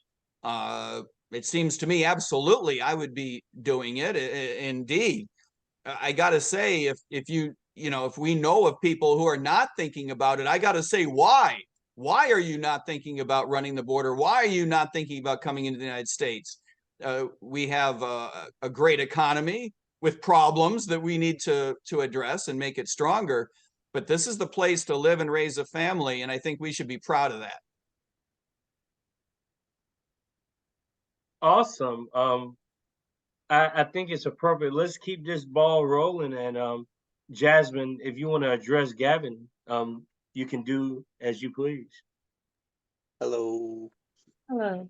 Gavin, as we confront the systemic issues within our criminal justice system, particularly alarming racial disparities evident in policing and sentencing, how do you envision addressing these deep-seated challenges? Could you outline specific policy changes and reforms you will advocate for to ensure a fair and just system that upholds the principles of equality and impartiality for all citizens? I think the question is policing policy. No, the question was, how will you address the criminal justice system, particularly alarming racial disparities evident in policing and sentencing? How do you envision addressing these deep-seated challenges? Could you outline the specific policy changes and reforms you will advocate for to ensure a fair and just system that upholds the principles of equality and impartiality for all citizens? Well, one of the first things I do is I've heard that if you score too high on your ASVAB or your AFQT, which is the military aptitude test, if your score is over a certain number and you go to join a police department somewhere, anywhere in the nation, you get turned down if you're too smart. And so one of the first things I'll do as far as police in the United States and the justice system, because it is just as bad as the industrial war complex, is I would create a federal baseline for police as far as training, intelligence, compassion, all of those things. I would make sure, I mean, gosh, like they don't even go to like a full boot camp, I don't think, for police. I think it's like 50 hours or something like that. I remember reading some stats a couple of years ago. You spend more time in learning how to cut people's hair than to become a police officer. And I've been arrested a few times, or dealt with police. There's just a lot of really dumb laws and dumb things they want people to enforce, and the type of people they want to be police. They want people to just kind of blindly enforce the law instead of talk to a person, handle them with compassion, see what's actually going on with them. I think I have a big problem with the amount of traffic tickets becoming incentivized. This really started happening probably about 10, 15 years ago. The police are making up laws more or less so they can just pull people over, give you tickets for really trivial things, or they're making up laws like I think in Louisiana, if you do something 3 times, it's like the 3 strikes law. It's a really stupid law. It could be something as stupid as like shoplifting M&Ms. You do it 3 times, you go to jail for 25 years. Like that's an industry. That's not helping people, and when you look at it, it's the same law 3 times. Like that's against all people, right? Because something like that, like stealing food, for example, like should you really tell on somebody for stealing food? Everybody needs to eat. And then so if you have a system in place where you catch somebody stealing food 3 times, then they go to jail.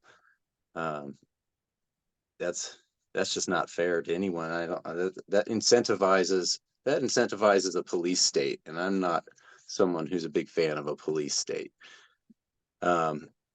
So the biggest thing for me as far as eliminating disparities and just injustice in general with the law would be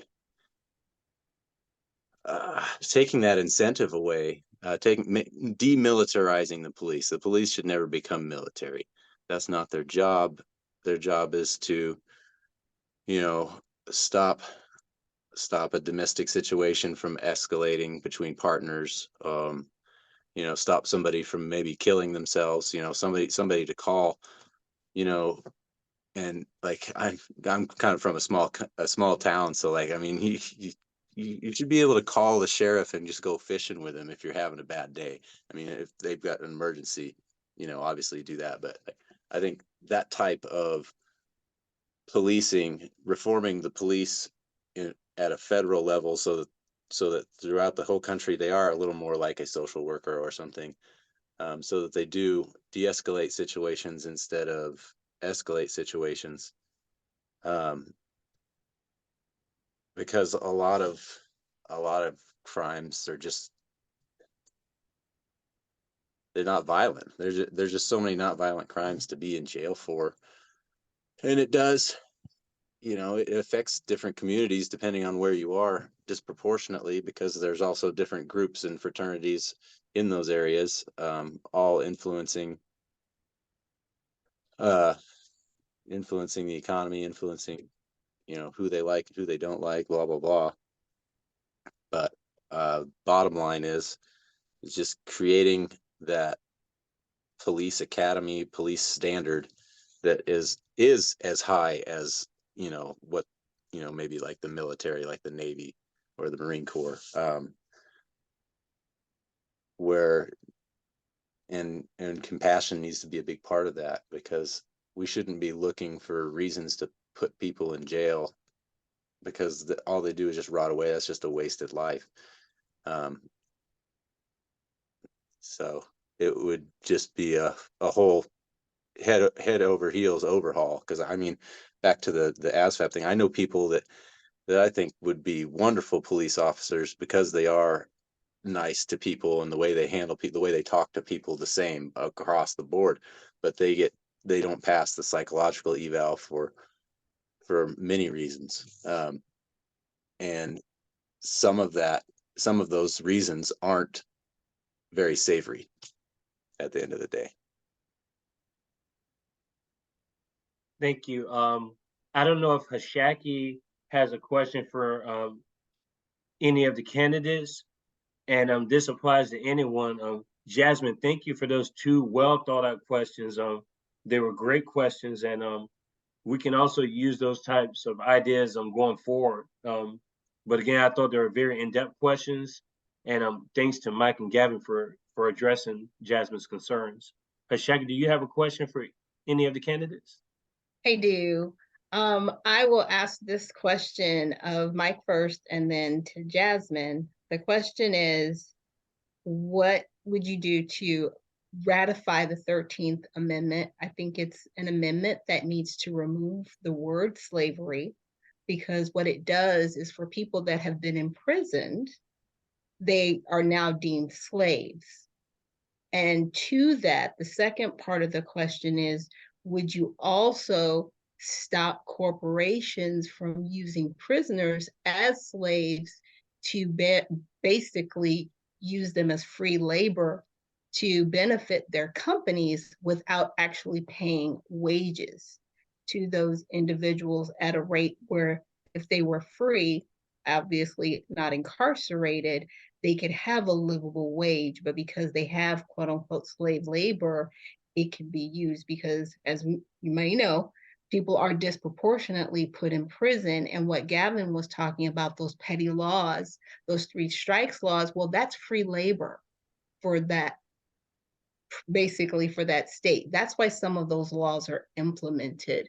So my question to you is, would you look at removing the word slavery from the Constitution and also looking at not funding corporations to use prisoners as labor, because there are government contracts for that? Yes, absolutely. There is no counter argument to your suggestion.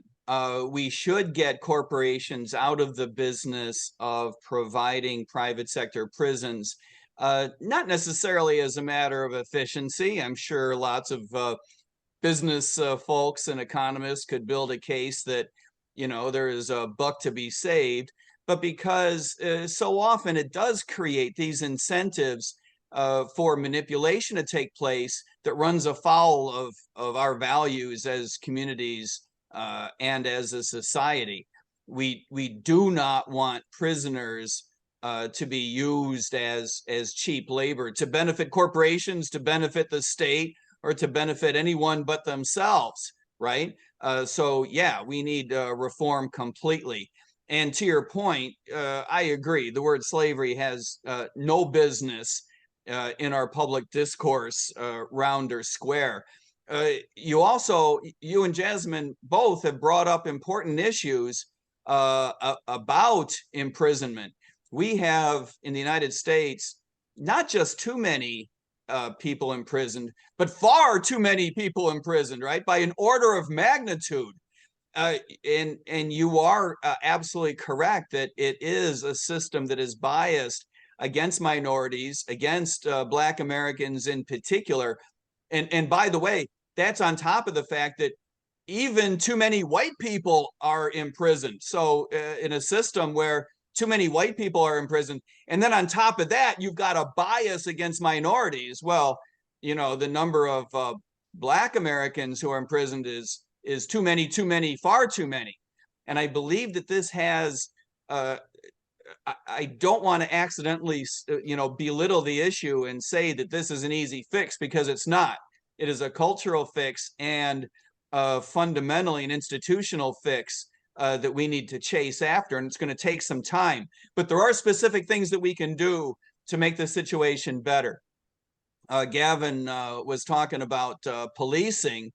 While it is not actually true that you could be turned down for being a police officer because your scores are too high. It is the case that we need to reform the way that police officers are managed. Yes, police officers have, depending on the state, approximately 5 months of 40-hour-a-week full-time training, and then several months in Florida, 4 months of on-the-road training where they're not allowed to do anything on their own. And then you've got a year of probation of close supervision on top of that. But we want policing to be more like other industries where good cops get paid more and crappy cops get paid less and the worst cops get fired. This is not the way it is in policing. The unions actually have too much power because politicians find it difficult, impossible to stand up to unions. Too often there's political capture by police departments and sheriff's offices of local politicians, and they get to do whatever the heck they want. We need to correct that system. One of the things that we can do to improve the way we manage police, two things that come to mind in particular. One is to end the federal doctrine of qualified immunity and require police officers to carry their own liability insurance, just like doctors are effectively by the markets required to carry their own malpractice liability insurance. We want officers to have the same burden so that if they screw up, there will be an impact on them. They'll eventually get priced out of the market. And having insurance companies provide a check from the outside on the system from the private sector would be a good thing, because right now we don't have much check on the system at all. Much of the reason our communities are so messed up in so many places, we have persistent intergenerational poverty in too many places in the United States, mostly disproportionately affecting minorities, not exclusively. There's plenty of places in the United States where we have persistent intergenerational poverty. They're mostly white populations as well. So it's not exclusively a matter of bias or racism, but we have bad public policy in place that causes these things in a way that you would not predict from just free and open markets. We have bad public policy in these places. Number one, we have crappy public schools. And in many places, this is because there's just no competition among schools. We want more competition among schools the same way that we want competition among police agencies. We want a community to be able to hire an agency, fire an agency, and hire a new one. We want the same thing for families to be able to hire whatever school they want. And we want teachers, just like cops, to be in a system where the good ones get paid more and the crappy ones get paid less and the worst get fired. We want it to be more like other industries. The other things that really hurt our individual communities are, Gavin mentioned, bad criminal justice elements, bad laws. Number one, not the only problem, but the number one problem is the stupid war on drugs that doesn't work. It just sends a lot of people to jail. We have the most oppressive criminal justice system in the world. And we still have a huge problem with fentanyl. Good for Gavin for bringing it up. But the fentanyl problem in the United States is largely a problem of fraud. It's a problem where youngsters, mostly, not exclusively, but oftentimes youngsters get fentanyl in their drugs without knowing it, or they take fentanyl on purpose, but don't know the quality, don't know the strength, don't know how to handle it. These are all problems with black markets. When a government tries to make something illegal but can't stop it, it creates black markets that are so dangerous, that are so deadly. Any police officer will tell you this. Yeah, I was a cop for 11 and a half years, but I think you could probably be a cop for 11 and a half hours and learn that the war on drugs is something that we're failing. I performed CPR on more young men than I ever took to jail for felony charges. My goodness, charging people for doing something with their body is completely unethical. And, Gavin, good for you for mentioning that the idea of charging people with crimes that are victimless is unethical. It's not something that we should be doing. And these problems fall disproportionately, most heavily on our minority communities that do not have the resources to stand up to the stupid policies of our local governments. We have bad housing policy, we have bad welfare policy, we have bad zoning policy. And when you combine that with crappy schools, a non-competitive police system, and layer on top of all that the world's most oppressive criminal justice system, you've got real problems. And that's where we are in the United States. Thank you, Thank Mike. you. And Jasmine, the same question is, would you be willing to remove slavery from the 13th Amendment and also remove the financial incentive for corporations in using prisoners to basically profit their companies? Thank you. So I think we should get a whole new constitution. I am a feminine shaped person and women don't have rights in the Constitution. I am Black and I'm 3/5 in the Constitution. It's not a win for me. I don't see the point of clinging to a document that Thomas Jefferson said should have been rewritten every 20 years. Not only is it outdated, it continues the systemic abuse of all of our populations currently. So I would encourage the Republican communities that are already pursuing constitutional convention and encourage all Americans to reach out to their local legislators to get in on a constitutional convention so it's not one-sided. However, I do not think that preserving that document that has enabled our country to be so divided, so rigid, and allowing the citizens to be exploited is something worth preserving. I also, just to be concise, think we should go ahead and abolish prisons. For people that want more details about how the justice system would be reformed under a Sherman administration, you really should visit jasminesherman.com and check out our abolish police policy. In that, you will see how we reform prisons, the state of police. It does not mean that there will not be law enforcement individuals. It means we won't have the police that you see today. People always talk about how we have to preserve things that don't serve us, and that doesn't make sense. In 2023, we should not continue pursuing sunken costs. We should not continue throwing good taxpayer money after industries that clearly do not benefit us and considerably hurt and jeopardize us on an awful scale, considering all of the racial disparities that we encounter in this government. But that's my answer. Thank you. Thank you for your response. And I want to give Mike and Gavin, I don't know if you all have a question or questions to the panel. And remember, if you have one question directed to someone, that's fine. If you have two questions, it has to be to a different candidate. So I don't know if Mike and Gavin has a question for anyone. Mike, do you have one? Yes, I have one, and I didn't have one until an hour ago, but I do have one, and it's for Ashaki. So get ready to take your mute button off. And I'm mad, Ashaki. I'm really mad. Why are you not in the Libertarian Party? You need a big, strong party. You should be a part of our party. You've got a problem with the state. You've got a problem with overspending. You've got creative ideas. Not everything we agree on, that's clear, but our party would be good for you.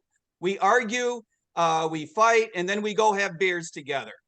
So even though we don't agree on everything, I think that the Libertarian Party tent is plenty big for someone smart and articulate and mad at the government like you.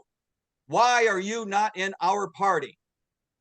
I will pause and let her answer, but I'm still mad. Okay, so don't be upset. But the reason why I've not leaned toward the Libertarian Party, because I appreciate the Libertarian Party. My issue has always been with the Libertarian Party. They want to like burn everything down, but I never hear the policies behind it to actually put infrastructure into place. That's been my only issue with the Libertarian Party. I have no issue outside of that because I've heard different people from the Libertarian Party, Dr. Rand Paul being one, and I forget the gentleman's name, but I've seen him on the Alex Jones show. He was also the Libertarian Party nominee in that last 2016 election.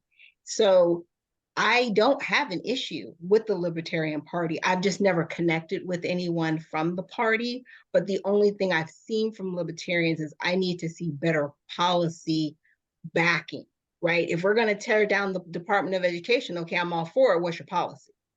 You know, like that's kind of where I'm like, okay, what's the next step? Because you say let's burn it down, but we need something in place. So that's my only thing. That's an But excellent I like the answer. Libertarian Party. Yeah, that's an excellent answer, and we're coming after you. Okay, we're going to be reaching out to you, and we're going to be actively trying to recruit you. Just so you know, okay. Okay. That's hilarious. Gavin, do you have a question for anyone on the panel, whether it be Mike, Ashaki, or Jasmine? I'll ask all three of you. What's your No, favorite no, you branch of the can't. You can't. military? Oh, yeah. Okay, so one question, and I'll let them address. Okay, I'm just saying, like, are you going to ask three Yeah. different questions? Okay, cool. Didn't mean to cut you off. Yeah, one question. What's your favorite branch of the military? Okay. Well, mine's is actually the Ah, by default.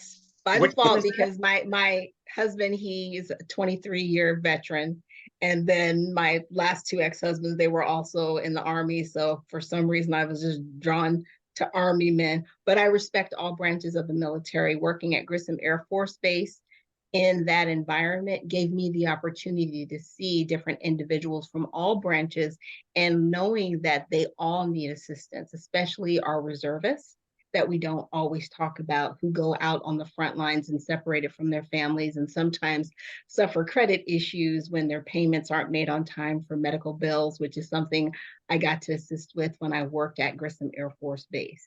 So that's my answer. all right. Army, hooah, right? That's hooah. Yep, hooah. Mike and Jasmine, I think. Sure. You all have a response? Yeah, I'll take a bite at this. My grandfather was in the Navy, and I've always had a romantic image, therefore, of the Navy, and I can't pick the Navy. My father was in the Air Force, and I've always had a romantic image of the Air Force, and I can't pick the Air Force either. My favorite economist, Thomas Sowell, was a Marine, and by that I mean is a Marine, of course. Even though it was 100 billion years ago. And I still can't pick the Marines. I have to pick the Army because the ancient idea of there being a draft bothers me so much that I just feel the need to stand up for those who have been in the Army in the past by virtue of a draft. I think it's unethical and problematic.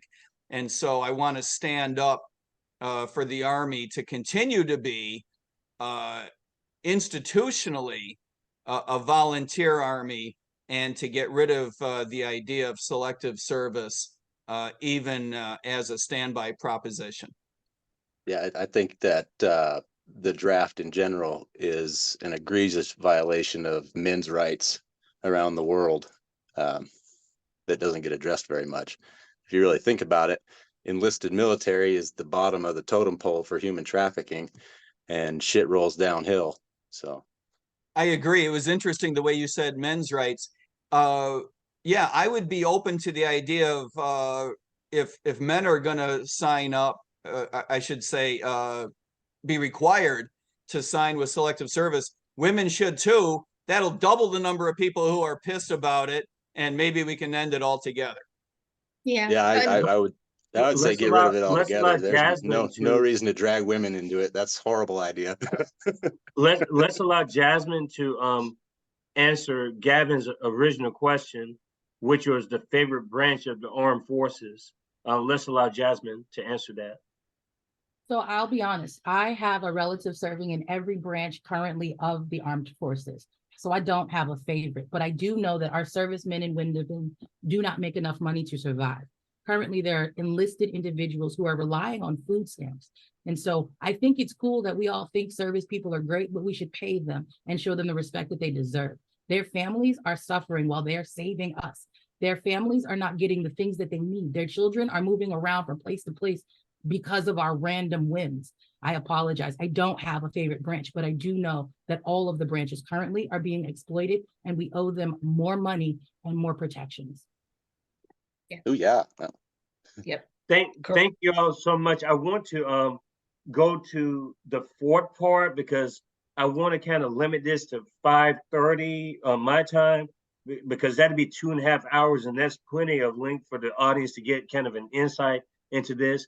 And just to give disclosure, the second the series of debates that we have is actually going to be a town hall format, because this is good. People have plenty of information to already work with. They'll be familiar with everyone already. And so we could also potentially expand the field in saying this. And when I say the field, I'm talking about even more candidates. And then we would have even more audience participation. But I want to address at least this part 4, which is the audience participation aspect.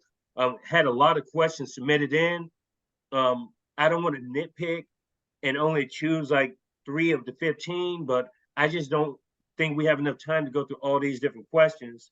And I appreciate all the questions that were sent in. I honestly didn't expect many to come in, but maybe I'm belittling myself and my influence and this forum's influence.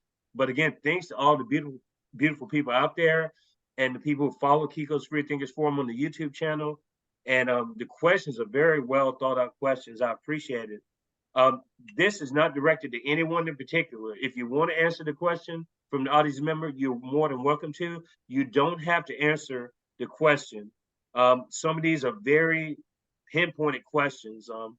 But the first one is more of a comment, and this person wanted to keep their name anonymous, and they want to see your reaction, basically. I've had 3 people say to me, we should cancel Congress. And everyone has different interpretations of what that means, canceling Congress. I think the sentiment kind of goes to Congress being at one of its lowest points in history. The president right now, Biden, I think a CNN poll showed his approval rating is like 37% or even lower than that. So how do you all react to that? If someone says we should just cancel the whole Congress, how does that make you feel running for president of the United States? And what would you say to a person that has that sentiment? Ashaki? Yes, I definitely want to answer that question. So in my research in running for president, I came across some information. It was called the Act of 1871, where the United States actually became a corporation. And in that, it's not that it's negated our Constitution, but what it's done is it's belittled our Constitution. So right now you have 2 legislative branches that are operating in criminal activity because they actually know what they're doing and what they've done. And because they continue on with this crime, they're culpable. So we have the right within our Constitution to remedy the situation by saying, okay, since you're going to act with criminal activity, you need to be replaced.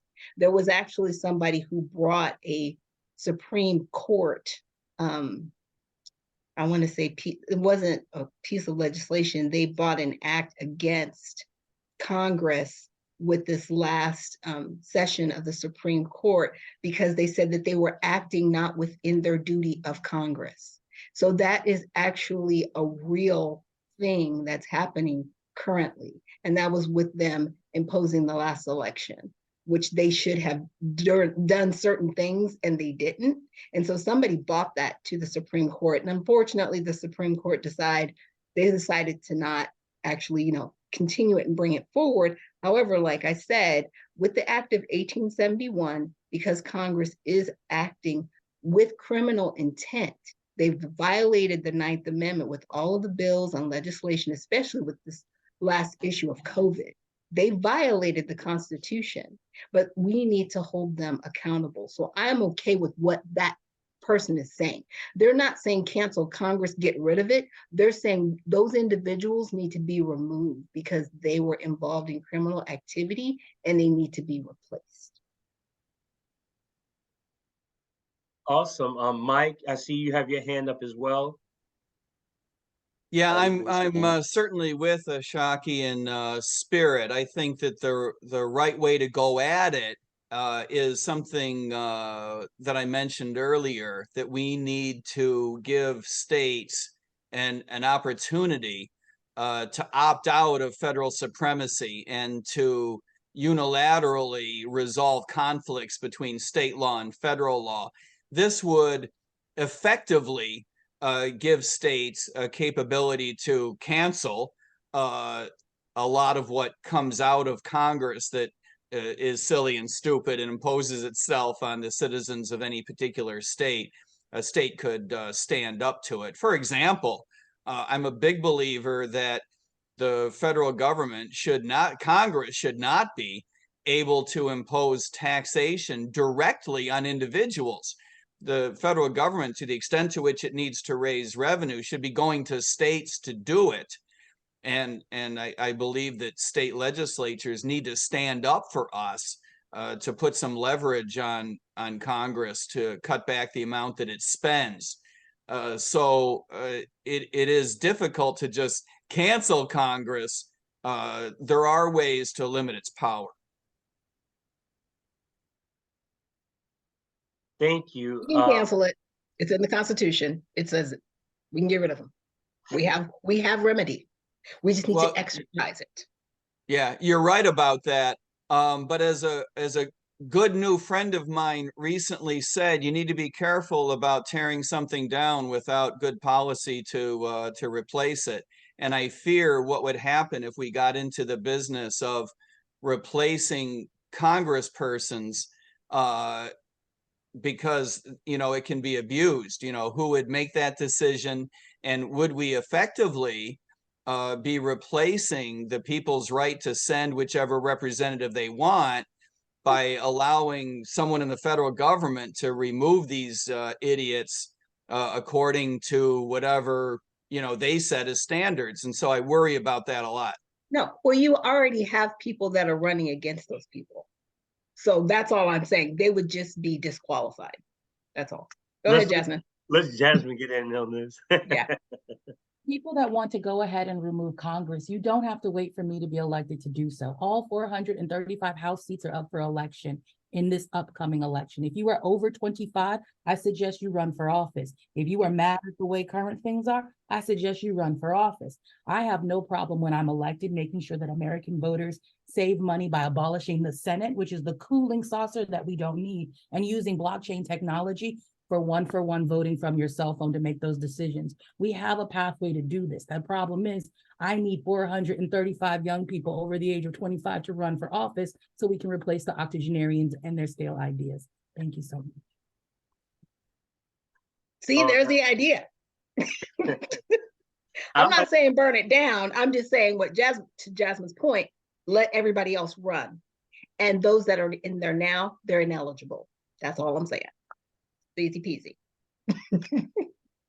Okay, Gavin, do you want to add anything? As far as Congress, yeah, you couldn't actually cancel it, because then you'd better hope you got a pretty benevolent leader. But I think a lot of the issues are just eliminated by limiting, having term limits in the first place. It's just that simple. You just keep people rotating so that they're in there long enough to be corrupted.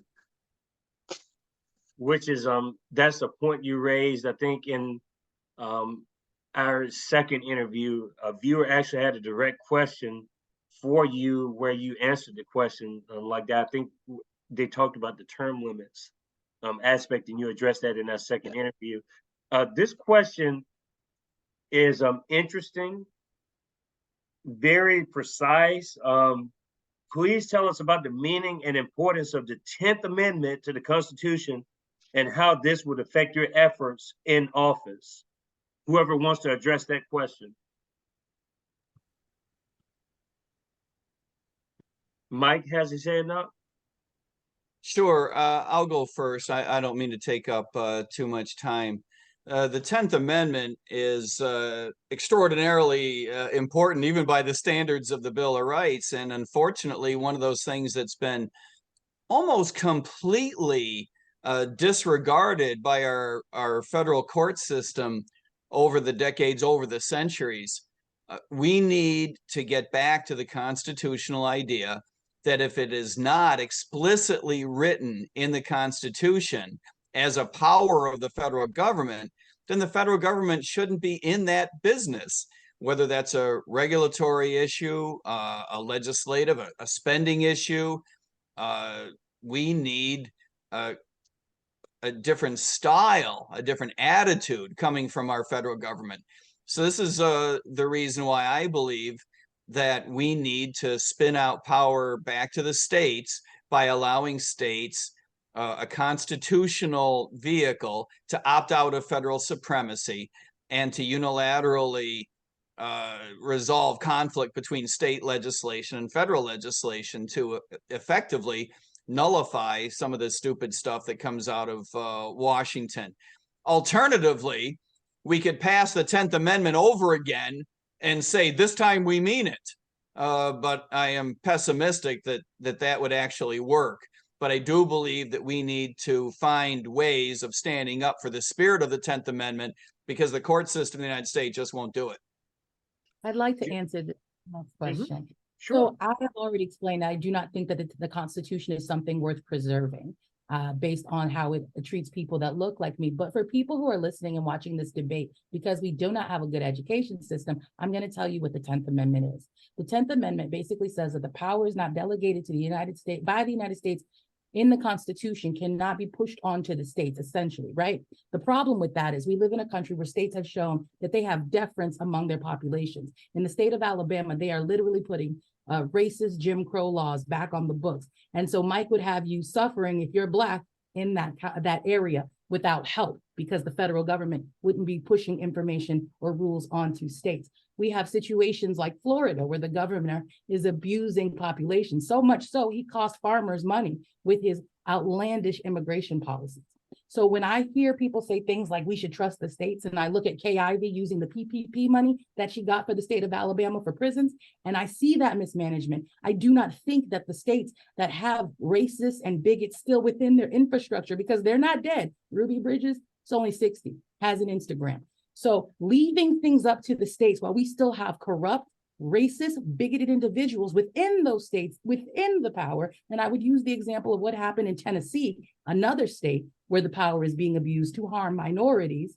Again, Mike and other constitutionalists would like you to continue on with that treatment, more so enforcing it. The Constitution is something that hurts us.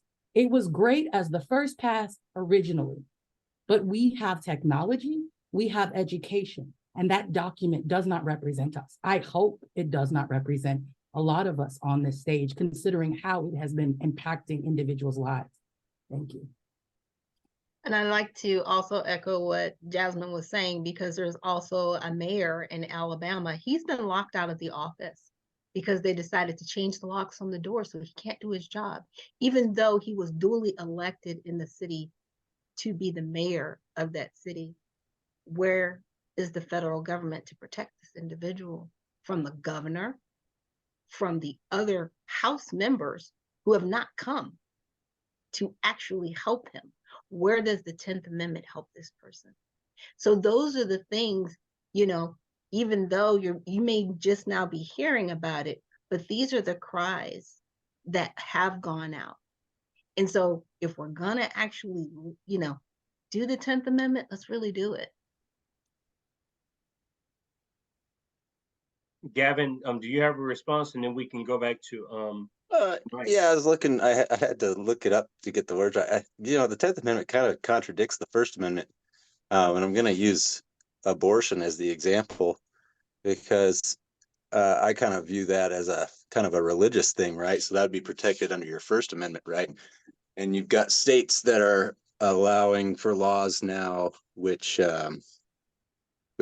doctors can be arrested for performing abortions, or it's illegal to perform an abortion. It's like, well, you can't have that because it's overridden by the First Amendment. So my issue there with the 10th Amendment is that it, you know, the states' rights sounds like a great thing because maybe you could allow more freedoms, but there are also ways where it's working against people. I know a lot of people are pretty into that issue, in particular abortion. So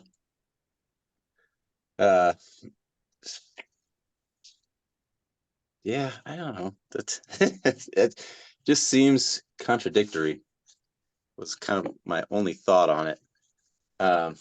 My thought with the Constitution in general, I like number 1 and number 2 quite a bit, and they kind of catch all a lot. But I think you got to be careful with something like the 10th Amendment, because you will have states that are going to want to do something ultra conservative or ultra liberal that will go against your First Amendment right.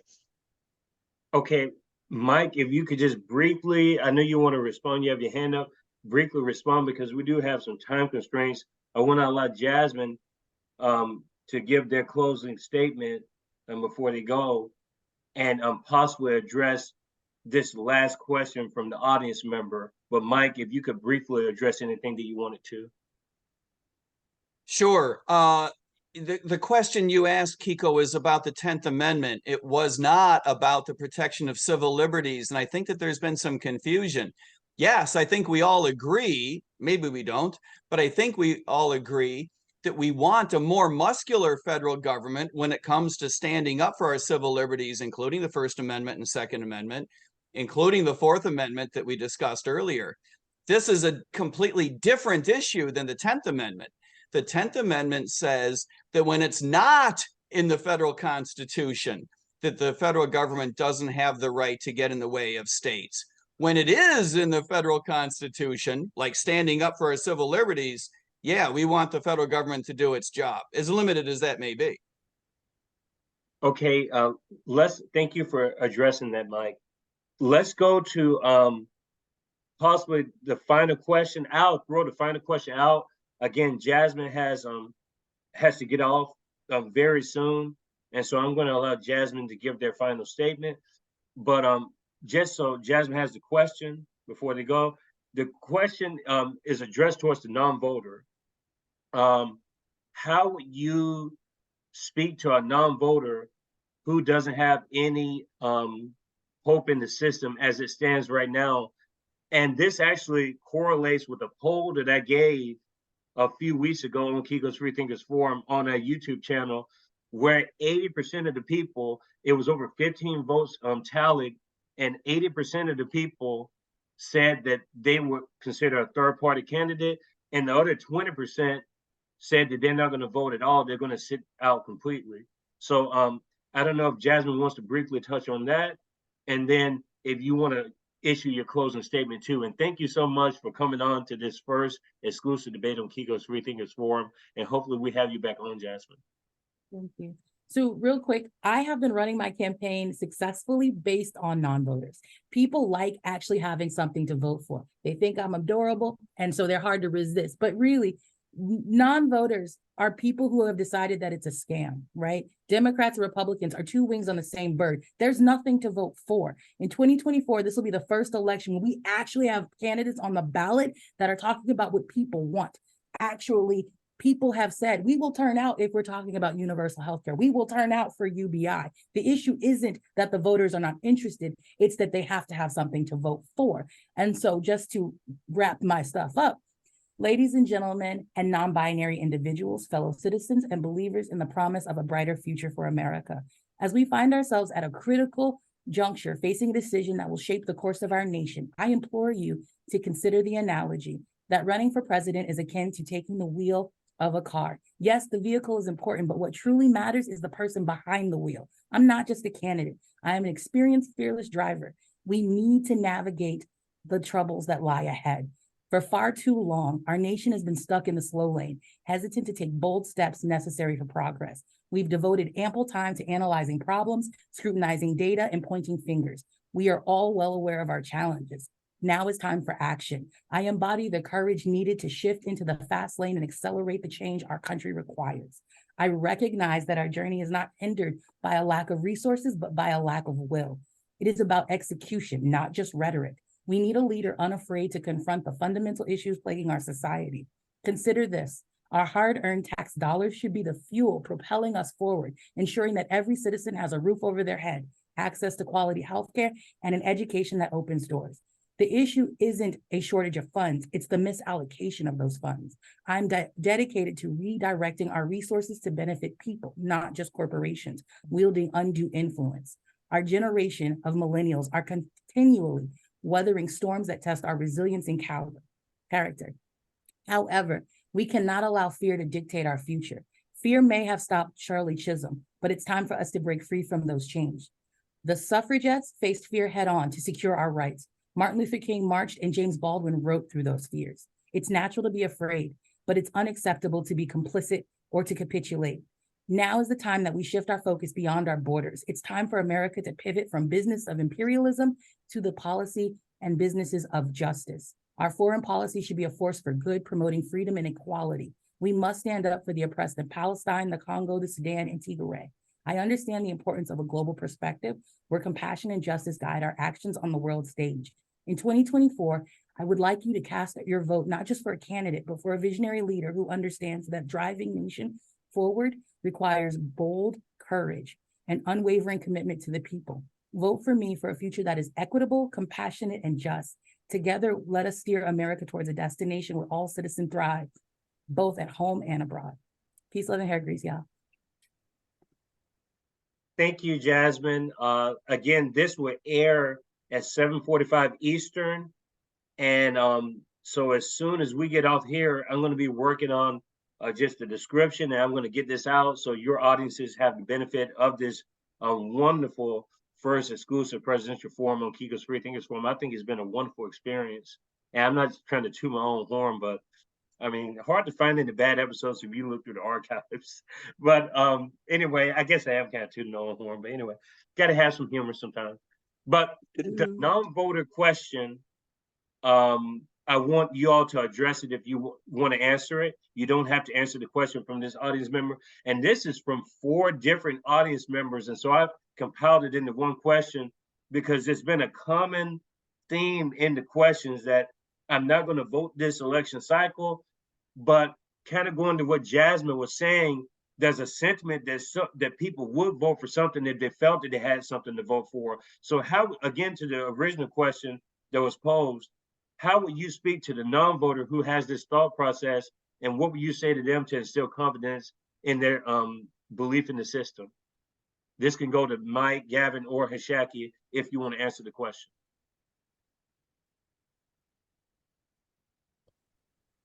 Sure, Kiko, and I'll wrap up with this. I think that what Jasmine said is important.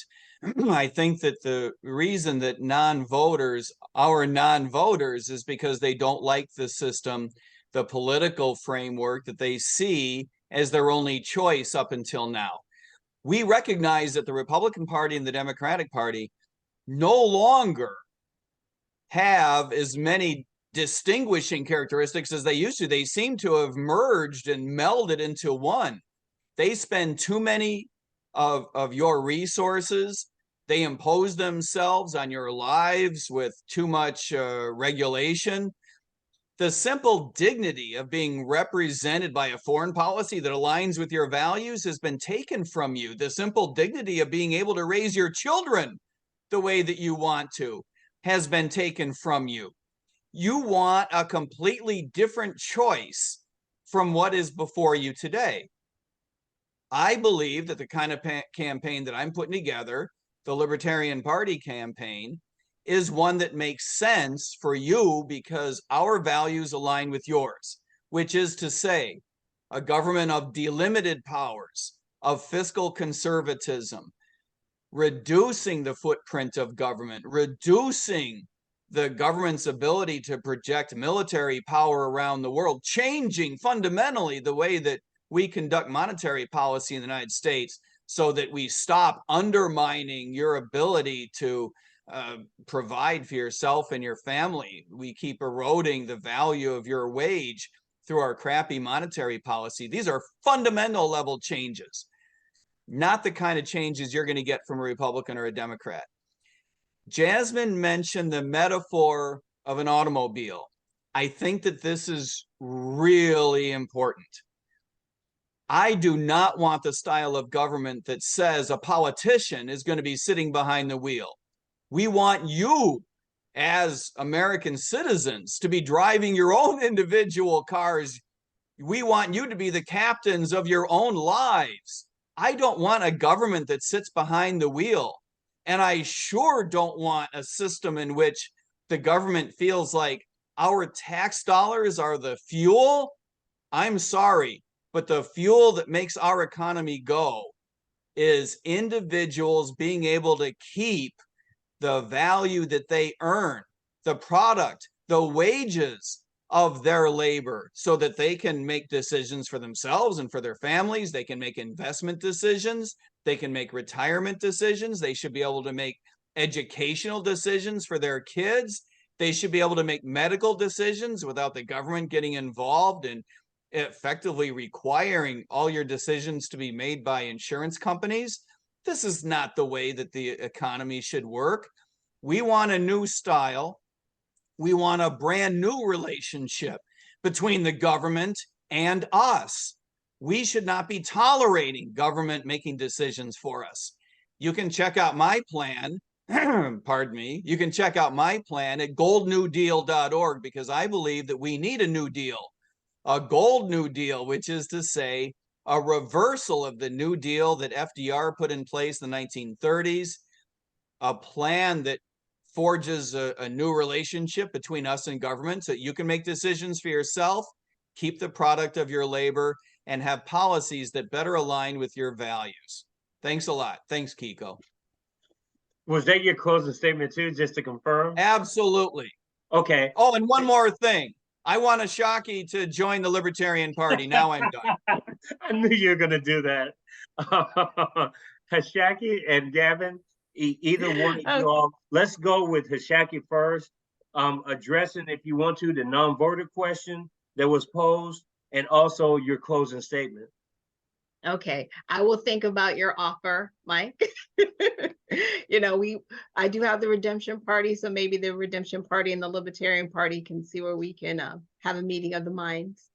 But but definitely to the voters question, I totally agree. I've been on Twitter and or X now in different spaces, and a lot of people say they want to sit out the election. And the biggest part of why they want to sit out is because they don't hear their needs being met. All they hear is the rhetoric and their handout and the political dance that says, hey, I'm here again, give me money. And all I hear when I hear that is let them eat cake. That's all I hear from politicians as they're running their mouths on stage or on the news. They've lost sight of the American people because they have other people lining their pockets. And politics has become more of a business than it is about actually taking care of the American people. So I can understand why a lot of people want to sit this one out. But here's the problem. If you sit it out and your voice isn't heard, can you truly complain? We have to stand up where we can, and we must stand up because we have to, because this is our country. This doesn't belong to anybody else. Benjamin Franklin said it best. It's a republic if you can keep it. He meant to say that because it takes effort. Anything that you desire and want, it's going to be hard work. It's not going to come easy. Sorry for everybody out there that just, wants it easy. It's not going to be easy, but it is doable. You can have something to vote for if your voice is heard. So please don't stay home. Reparations is on the table. We're going to get it, and I'm going to see it in my lifetime. I'm 52 years old. They were talking about reparations long before I hit the planet, and it's doable, but where's the legislation? There have been studies. Where's the legislation? We have task force. Where's the legislation? That's what we need. We need the legislation in place. We have a House, we have a Senate, we can get this done. Again, Jasmine said, hey, there's 435 seats and they're up for grabs. Who's going to be willing to do the hard work? I know you're out there. I know you're listening. You, whoever you are, give the people something to vote for. Don't just sit back and stay home and say it's somebody else's job. It's not. This is why Benjamin Franklin said, it's a republic if you can keep it. And I'll let it go to Gavin. Hello. So for the non-voters, they're really kind of important because they're, in a way, that's what the two parties want, is for you not to vote, because then you don't see, even if it is only 1% gets that third party, then that other person that was thinking about voting for the third party doesn't vote for the third party because they didn't see anybody else do it. And it's really simple psychology. So to prove or disprove the system, it's very important for all non-voters to put their thought in, and especially if it is not either of the two main thoughts, just so that people see you can take that third option, that fourth option, that fifth option, and there is hope that you can build with other people and create that third party that stands a chance. And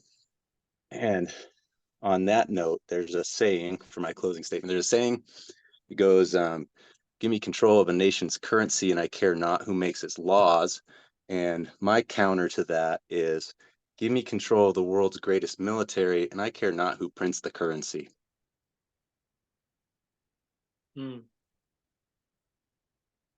Well, that's pretty profound. There, I have questions just based on that closing statement.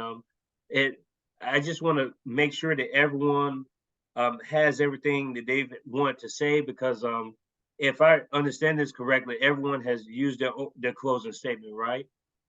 I just want to make sure everything is good. Like Ashaki, you're good too? I'll leave people with that because, you know, like I said, I wanted to end it there. It's a republic if we can keep it. Okay, thank you all so much. I believe that this was a very successful first forum.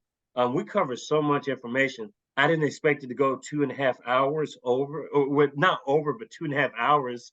But just like with anything with Kiko's Freethinkers Forum, if you look at some of the interviews, we have 4-hour interviews, we have 30-minute interviews, but the average interview is about an hour and a half. And so we have pretty dense conversations. But I just want to say thanks to Gavin Bonney, Ashaki Nichols, Maat, Jasmine Sherman, and also to Brittany Jones. Brittany Jones will more than likely be on the second debate stage. Unfortunately, a family occurrence happened, but hopefully Brittany can also join the field for the second rendition of this Kiko's Freethinkers Forum presidential forum/debate. Thank you all, beautiful people. We have so much content in store for the month of December and January. We should reach a special 100 episode in January. That's the goal. This was episode 82 technically.